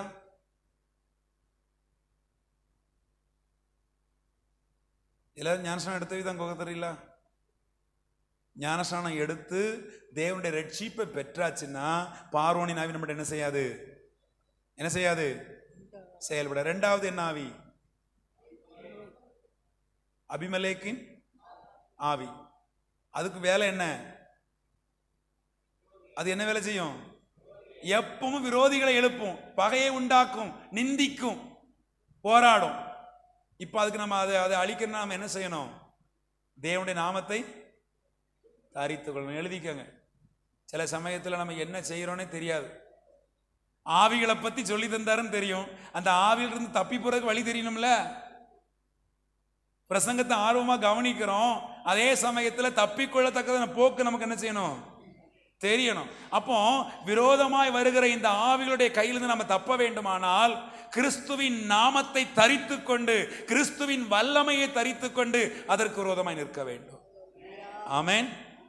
அப்படி நம்ம நிற்கும் போது நம்முடைய கையில ஒண்ணுமே இல்லாட்டாலும் கிறிஸ்துவின் நாமம் அதை ஜெயிக்கும்படி நமக்கு பலன் தரும். ஆமென். மூணாவது என்ன ஆவி?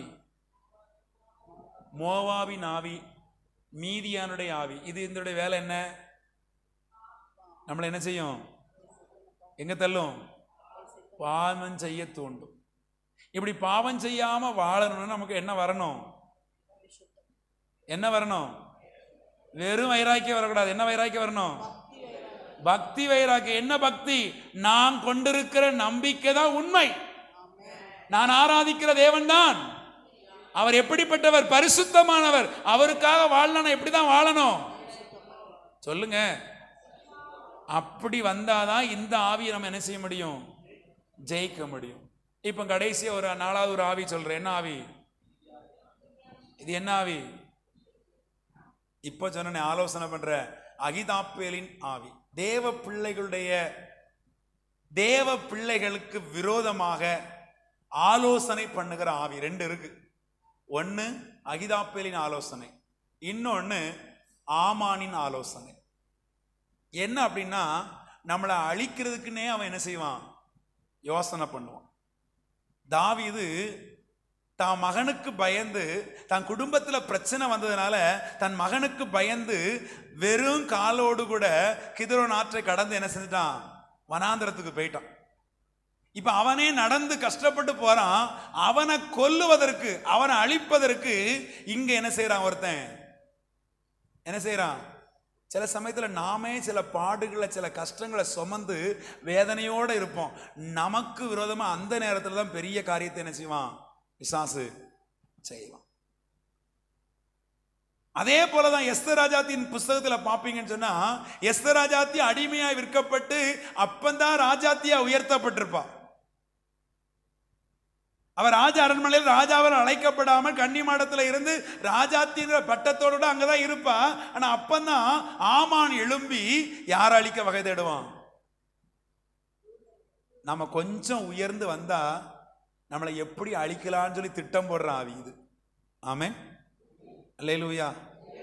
நாமளே அப்பப்போ அங்கங்க இருந்த கடத்தெல்லாம் அடைச்சிட்டு இனி கடனே வாங்க மாட்டேன் ஆண்டவரேன்னு சொல்லி பொருத்தனை பண்ணி அப்பந்தான் வந்து நிற்போம். திடீர்னு அப்போ கடன் வாங்குற அளவுக்கு என்ன செய்வான்? திட்டம் போட்டு கொண்டு வருவோம். ஆமென், அல்லேலூயா. ஆமாம், லோன் வாங்கின லோனை அடைச்சிட்டு அந்த லோனை இந்த லோனெல்லாம் அடைச்சிட்டு மாட்டு லோனு ஆட்டு லோனு மகளிர் குழு லோன் எல்லா லோனையும் அடைச்சிட்டு இனிமேல் என்ன வாங்கக்கூடாது? அப்பந்தான் லோன் வாங்கி வச்சிருந்த மாடு என்ன செஞ்சு போவோம்? அப்போ அடுத்தாப்ப என்ன வாங்கணும்னு நினைப்போம். இப்படி நம்ம கொஞ்சம் எழும்பி வரும் பொழுது, கொஞ்சம் ஆசீர்வதிக்கப்படும் பொழுது, நம்முடைய ஆசீர்வாதத்தை திருடுவதற்காக, தேவனிடத்தில் பெற்றுக்கொண்ட நன்மையை நம்மை விட்டு எடுப்பதற்காக திட்டம் போடுற ஆவி இருக்கு. அல்லேலூயா. அது என்ன ஆவி? ஆமானின் ஆவி, அகிதாப்பேலின் ஆவி. இந்த ரெண்டு ஆவிக்கு என்ன வேலைன்னா, இவங்கிட்ட இருந்து எப்படி இந்த நன்மையை இந்த ஆசீர்வாதத்தை எடுக்கலாம், இவனை எப்படி கொல்லலாம், இவனை எப்படி அழிக்கலாம் அப்படிங்கிற எண்ணத்தோடு கூட தான் திட்டம் போட்டுக்கிட்டே இருக்கும். ஆமென், அல்லேலூயா. உங்களுக்கு கூட இப்படி பிளான் பண்ண தெரியாது, ஆனா அது நல்லா என்ன செய்யும் பாருங்க. ராஜாட்ட போய் சொல்றான், ராஜாவே உம்முடைய ஜனத்துல ஒரு கூட்ட ஜனம் இருக்கு, அதனுடைய பழக்க வழக்கமே சரி கிடையாது. அல்லேலூயா. சத்தமரல்ல சொல்லுங்க. அவன் ரோட்ல கடந்து குய்யா முறையான்னு கத்துவான், பெரிய டாம் டூம்னு குதிப்பான். அதெல்லாம் வெளியே யாருக்கும் தெரியாது. ஆனா நாம குருத்தோலையை பிடிச்சிட்டு பவனி போனா அவனுக்கு என்ன செய்யாது? என்ன செய்யாது? பிடிக்காது. இவருடைய பழக்க வழக்கங்கள் விகற்பமா இருக்கிறது. இவர்களுடைய எல்லை எங்க சிதறி இருக்கிறாங்க. இவங்க ஒண்ணு செய்ய மாட்டாங்க, கொண்டாட மாட்டாங்க, யாரையும் நமஸ்கரிக்க மாட்டாங்க, அங்கங்க போக மாட்டாங்க, அவங்க வேலையை மட்டும் பார்ப்பாங்க. இவங்களை என்ன செய்யணும்? இவங்களை என்ன செய்யணும் சொல்லுங்க. நீங்கெல்லாம் பைபிள் தெரிஞ்ச வேலை இல்லையா? ரொம்ப மிதக்க வச்சுட்டேன்னு நினைக்கிறேன். போதுமா? அப்பனா போதுமா வேணுமா? அப்ப சொல்லுங்க. எஸ்தர் ராஜாத்தி அப்பந்தான் ராஜா அரண்மனையில போய் ராஜாத்தியா உட்கார்ந்துருக்கா. இப்ப ராஜாத்தியா உட்கார்ந்துருக்கோல கொலை செய்யறதுக்கு இங்க யாரு போடுற திட்டம்? ஆமான் போடுறானா? இப்ப நாம அப்படிதான் எதையாவது ஒரு காரியத்துல செட்டில் ஆகி அப்பந்தான் மேல வரணும்னு நினைப்போம். அந்த நேரம் பார்த்து நம்ம தட்டி விடுறதுக்கு நம்ம என்ன செய்வோம்? இந்த திட்டத்தை போடுறது யாருடைய வேலை? யாருடைய வேலை? இந்த திட்டத்தை முறியடிக்கணும்னா நீ உபவாசத்திலும் ஜெபத்திலும் உட்கார்ந்து இருந்தேன்னு வச்சுக்கேன், பிசாசு என்ன திட்டம் போட்டாலும் சரி அந்த திட்டம் எல்லாம் தவிடுபடி ஆகிவிடும். அல்லேலூயா, அல்லேலூயா. ஒவ்வொரு ஆவிக்கும் ஒவ்வொரு வேலை இருக்கு.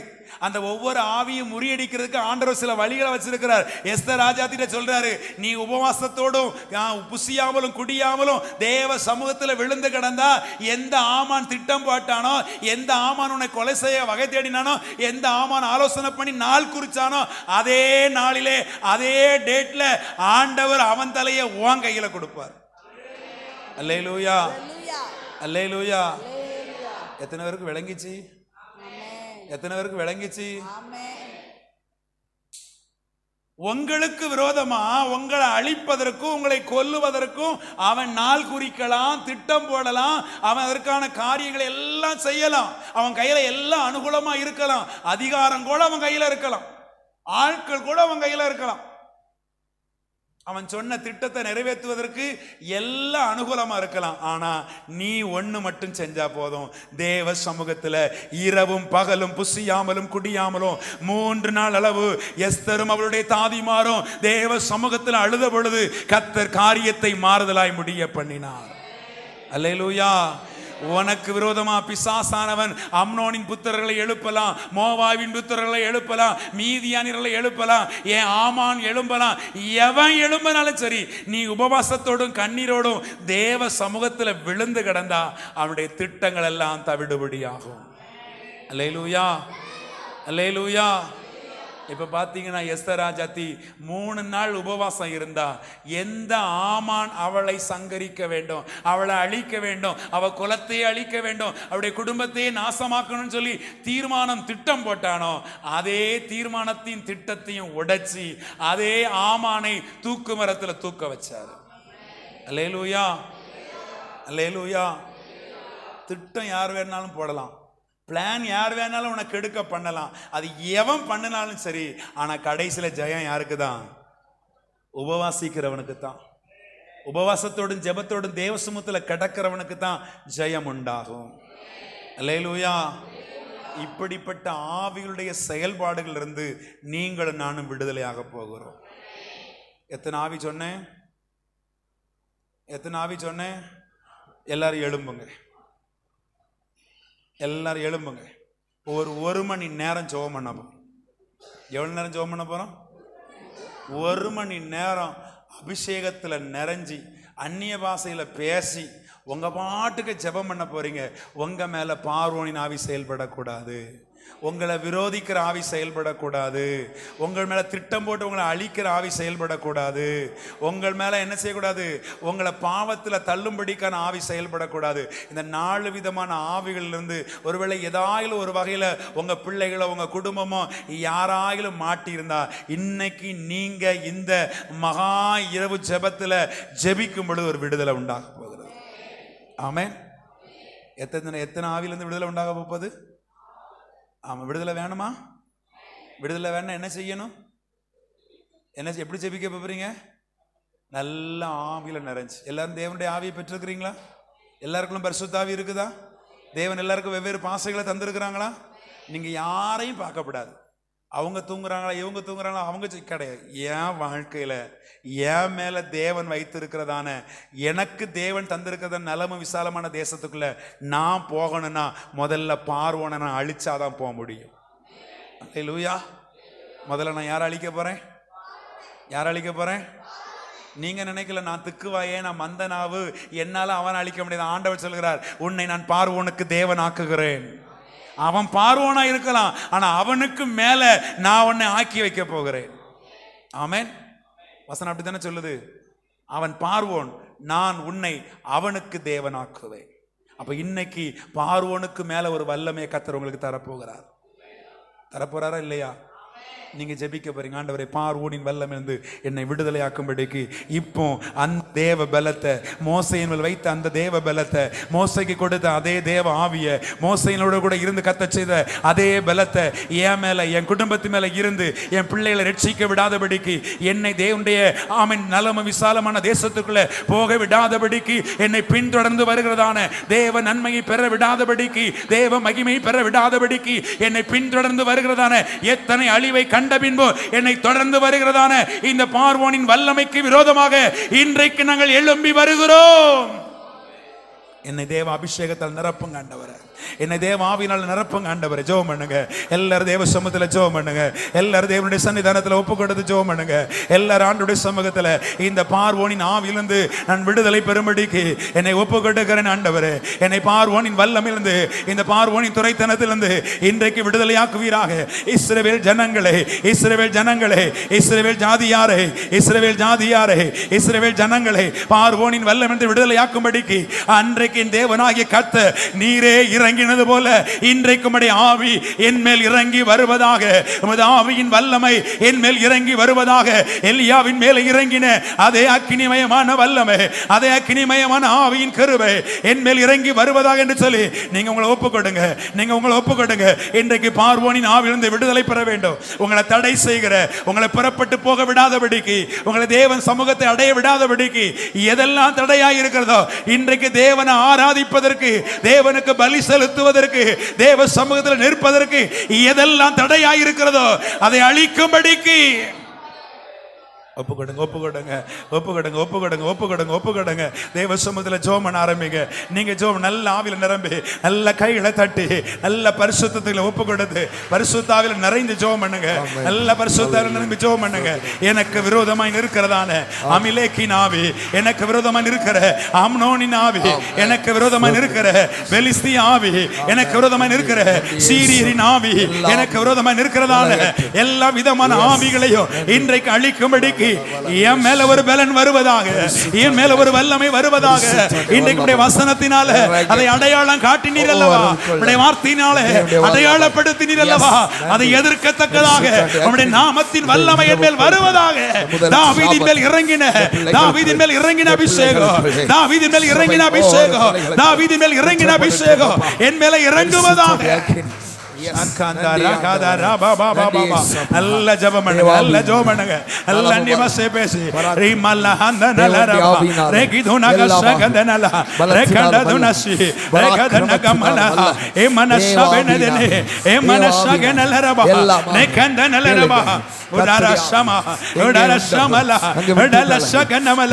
இப்பொழுது இப்பொழுது இப்பொழுது இப்பொழுது என்னை நிந்திக்கும்படி, என்னை நிந்திக்கும்படி, என்னை அவமானப்படுத்தும்படி, என்னை ஒடுக்கும்படி, எனக்கு விரோதமாக எழும்பின எல்லா பெலிஸ்திய ஆவிக்கு விரோதமாய் இப்பொழுது நான் ஆர்ப்பரிக்கிறேன். கோத்திரத்தின் சிங்கம் எழுந்தது போல, எழுந்தது போல, எழுந்தது போல நான் எழும்புகிறேன். அவைகளுக்கு விரோதமாக உமது நாமத்தினாலே எழும்புகிறேன், உமது நாமத்தினாலே எழும்புகிறேன். ஒரு அபிஷேகம் கடந்து வருகிறது, ஒரு அபிஷேகம் கடந்து வருகிறது. உன் கையில ஒண்ணு இல்லாம இருக்கலாம், உன் கையில ஒண்ணு இல்லாம இருக்கலாம், ஆனா கர்த்தருடைய பட்டயத்தை கர்த்தர் உன் கையிலே கொடுக்கிறார், கர்த்தருடைய பட்டயத்தை உன் கையிலே கொடுக்கிறார். அதுல தேவனுடைய நாமம் எழுதப்பட்டிருக்கிறது. பரத்திலிருந்து பரலோகத்திலிருந்து திறக்கப்பட்ட வல்லமை இறங்கி வருகிறது, திறக்கப்பட்ட வல்லமை இறங்கி வருகிறது. இந்த இடத்துல ஒரு காரியத்தை நான் பார்க்கிறேன். இதோ பரலோகம் திறந்திருக்கிறது, பரலோகம் திறந்திருக்கிறது. ஆமென். அங்கிருந்து ஒரு பட்டயம் இறங்கி வருகிறது, அதிலே கர்த்தருடைய நாமம் எழுதப்பட்டிருக்கிறது. அந்த நாமத்தினாலே, அந்த நாமத்தினாலே, அந்த நாமத்தினாலே எழும்பி பலன்கொள். ஆமென். பரத்திலிருந்து வருகிற நன்மை பூரணமான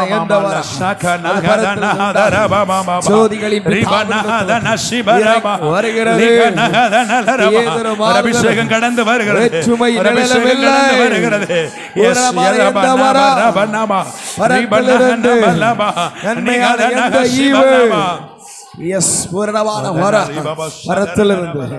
பிள்ளைகள் மேல் ஊற்றப்படுகிறபடியால் ஸ்தோத்திரம். கைகளை தட்டி அந்த பரத்திலிருந்து வருகிற ஆசீர்வாதத்தினாலே, பரத்திலிருந்து வருகிற நன்மையினா, பூரண ஆசீர்வாதத்தினால் எங்களை திருப்தியாக்கு, எங்களை அனுப்பு. உம்முடைய கிருபை, உம்முடைய வல்லமை எங்களை ஆட்கொள்ளட்டும்பா. இன்னைக்கு சொல்லப்பட்ட ஒவ்வொரு வார்த்தைகள், ஒவ்வொரு வார்த்தைகள் எங்க வாழ்க்கையில நிறைவேறட்டும்.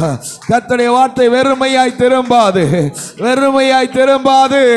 சொல்லுங்க அப்பா, இன்னைக்கு பிரசங்கித்த நாங்கள் கேட்ட வசனங்கள் எங்கள் வாழ்க்கையில் ஆமென் ஆமென் என்று நிறைவேறட்டும். வெறுமையாய் திரும்பாது. என் வார்த்தைகள் ஒன்றும் தரையில் விழுந்து விடுவதில்லை, விழுந்து விடுவதில்லை. என் வாழ்க்கையில நிறைவேறட்டும்ப்பா, நிறைவேறட்டும். என்ன நான் தருகிறேன், என்ன நான் விட்டு கொடுக்கிறேன், விட்டு கொடுத்து வார்த்தை நிறைவேறும்படியாய் பரிசுத்தாவினுடைய மழை, பரிசுத்தாவினுடைய மழை நம்ம மேல ஊற்றப்படட்டும். கர்த்தருடைய வார்த்தை நிறைவேறும்படியாய் என்னை நான் தருகிறேன். கண்களை மூடி, கண்களை மூடி விட்டு கொடுத்து நம்முடைய சரீரத்தில் இருக்கிற பலகீனங்களை பார்க்காதீங்க, சோர்வை பார்க்காதீங்க. ஒரு புதிய பல இந்த இரவுல, இந்த அதிகாலையில் ஒரு புது பல கர்த்தருக்கு காத்திருக்கிறவர்கள் கழுகுக்கு சமமாய், கழுகுக்கு சமமாய், கழுகுக்கு சமமாய் செட்டைகளை அட்டித்து எழும்புவார்கள். எஸ் நன்றி. ஓடினால் இளைப்படையார்கள், நடந்தால் சோர்ந்து போக மாட்டார்கள் என்று வசனம் சொல்லுகிறது. ஆண்டவரே, உம்முடைய ஜீவ வார்த்தை என்னிலே, உம்முடைய ஜீவ வார்த்தை என்னிலே பலப்படட்டும், என்னிலே உயிர் பெறட்டும். என்னை உயிர்ப்பியப்பா, உம்முடைய வார்த்தையினால், வார்த்தையினால் உயிர்ப்பீங்க. வார்த்தைனா கர்த்தருடைய வார்த்தை வல்லமை உள்ளது. கர்த்தருடைய வார்த்தை ஜீவன் வல்லமை உள்ளது. கேளுங்க. எஸ், நன்றி அப்பா. சொல்லப்பட்ட வார்த்தைகள் ஒவ்வொன்று ஜீவன் வல்லமையாய், ஜீவன் வல்லமை உள்ளதாக, ஜீவன் வல்லமை உள்ளதாக. ஆமே ஆமே. எல்லா கருக்கானதாய், ஆமே, எல்லா பட்டயத்திலும் கருக்கானதாய் ஆத்துமாயும் ஆவியையும் கணுக்களை ஊனையும் பிரிக்கத்தக்க உருவ கூத்துகிற கர்த்தருடைய வார்த்தை, கர்த்தருடைய வார்த்தை. எஸ், நன்றி. சொல்லப்பட்ட ஒவ்வொரு வார்த்தைகளும் நிறைவேறட்டும் அப்பா. விட்டு கொடுங்க. விடுதலையோடு நம்ம கடந்து சொல்லணும். விடுதலையோடு அபிஷேகத்தில் ஆராதித்து நம்முடைய கட்டியிருந்த கட்டுகள் உடைக்கப்பட்டு நுகங்கள் முறிக்கப்பட்டு விடுதலையோடு நம்ம கடந்து சொல்லணும். ஏழுங்க. தாகமுள்ளவன் மேல் தண்ணீரை, வறண்ட நிலத்தின் மேல் ஆறுகளை, உன் சந்ததி மேலே நாவியை, ஆமென், உன் சந்தானத்தின் மேலே ஆசீர்வாதத்தை ஊற்றுவே. கேளுங்க. தாகத்தோடு ஒரு வாஞ்சையோடு ஒரு விடாப்பிடியோடு, ஆமென், நம்ம ஒரு விடாப்பிடியோடு கேட்போம். ஏசப்பா, என்னை ஆசீர்வதித்தால் ஒழிய, என்னை அபிஷேகித்தால் ஒழிய நான் விட மாட்டேன். யாக்கோபு கேட்டா, என்னை நீர் ஆசீர்வதிக்கணும், அபிஷேகிக்கணும், நான் விட போறதில்லை.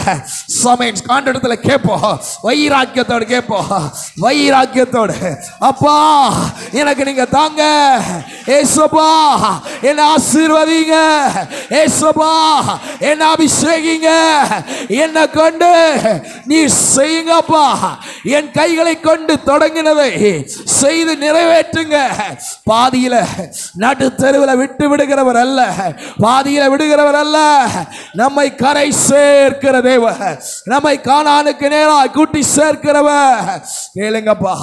ஆசீர்வாதத்தின் வல்லமை, ஆசீர்வாதத்தின் வல்லமை, ஆசீர்வாதத்தின் மழை நம்முடைய பிள்ளைகள் மேல ஊற்றப்படட்டும். சொல்லப்பட்ட ஒவ்வொரு வார்த்தையும் ஆசீர்வாதத்தின் மழை ஒவ்வொரு மேல ஊற்றப்படட்டும். அல்லேலூயா. ரிகஷம்போரே ஜெகநாதகசே. ஆமென் ஆமென் ஆமென் ஆமென். உம்முடைய வல்லமை, அபிஷேகத்தின் வல்லமை, அக்னியின் வல்லமை, உன்னதத்தின் பல, உன்னதத்தின் பல, இந்த அதிகாலை நேரத்தில் உன்னதத்தின் பல. எஸ், நன்றி நன்றி நன்றி நன்றி. ஒவ்வொருவருக்குள் உன்னதத்தின் பல விட்டு கொடுப்போம். கண்களை மூடி, ஏசப்பா உன்னதத்தின் பல வேண்டும். ஆராதிங்க. ஆராதிக்கும் போது கர்த்தருடைய மகிமை நம்மை மூடுகிறது. நம்ம ஆராதிக்க தேவ பலன் நம்மள, ஆமென், பலப்படுகிறது. தேவ ஆவியாக நம்மை பலப்படுத்துகிறார். எஸ், ஆமென். ஆவி எலும்புகள் உயிர் பெறட்டும், நரம்புகள் ஒன்று சேரட்டும், மாம்சம் சதை உண்டாகட்டும். மகா சேனையா எழும்பட்டும். மகா சேனையா வாலிப பிள்ளைகளை, சிறு பிள்ளைகளை கர்த்தர் எழுப்புங்க. இந்த சபையிலிருந்து ஒரு சேனை, தெய்வீக சேனை எழும்பட்டும். தேசத்தை அசைக்கிற சேனையா புறப்படட்டும். நன்றி நன்றி நன்றி நன்றி இயேசுவா, நன்றி இயேசுவா. வல்லமை. ஆமென். லபலரிக சோபரே ஆதகநாதகசே. ஆமென். நன்றி இயேசுவா, நன்றி இயேசுவா, நன்றி இயேசுவா, நன்றி இயேசுவா. ஒளிந்திடும் வல்லமை, உன்னதத்தின் வல்லமை, எஸ், ஆவியின் வல்லமை, அக்கினியின் வல்லமை, ஒளிந்திடும் வல்லமை, உன்னதத்தின் வல்லமை, ஆவியின் வல்லமை, அக்கினியின் வல்லமை, வல்லமை தேவை தேவா, வல்லமை தாரும் தேவா, தேவை தேவா, தாரும். நல்ல கரந்தட்டி பாடுவோமா? தேவை தேவா, இப்போல் தாரும் தேவா. ஒளிந்திடும் வல்லமை, உன்னதத்தின் வல்லமை, ஆவியின் வல்லமை, அக்கினியின் வல்லமை, ஒளிந்திடும் வல்லமை, உன்னதத்தின் வல்லமை, ஆவியின் வல்லமை, அக்கினியின் வல்லமை,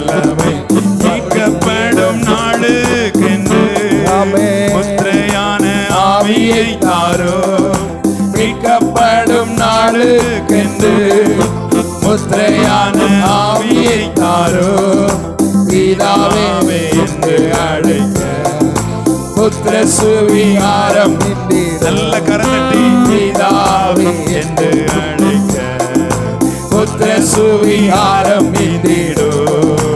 ஒழிந்திடும் வல்லமை உன்னதத்தின் வல்லமை ஆவியின் வல்லமை அக்கினியின் ஒழிந்திடும் வல்லமை உன்னதத்தின் வல்லமை ஆவியின் வல்லமை அக்கினியின் வல்லமை ஒழிந்திடும் வல்லமை உன்னதத்தின் வல்லமை ஆவியின் வல்லமை அக்கினியின் வல்லமை பெந்தேகோஸ்தே நாளில் போல பெரிதான முழக்கத்தோடு பெந்தேகோஸ்தே நாளில் போல பெரிதான முழக்கத்தோடு வல்லமையாக இறங்கி வரங்களினாலே நிரப்போ வல்லமையாக இறங்கி வரங்களினாலே நிரப்போ பொழிந்திடும் வல்லமை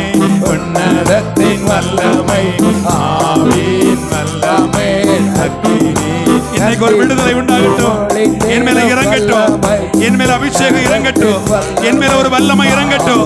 பார்வோனுக்கு விரோதமாக, அமிலேக்கனுக்கு விரோதமாக, அம்னோனுக்கு விரோதமாக, பெலிஸ்தீனுக்கு விரோதமாக, மோவாபுக்கு விரோதமாக நான் எழும்பும்படிக்கு என் மேல ஒரு வல்லமை இறங்கட்டும். எங்கள் மேல ஒவ்வொருவர் மேல வல்லமை இறங்கட்டும். வல்லமை இறங்கட்டும். வல்லமை இறங்கட்டும்.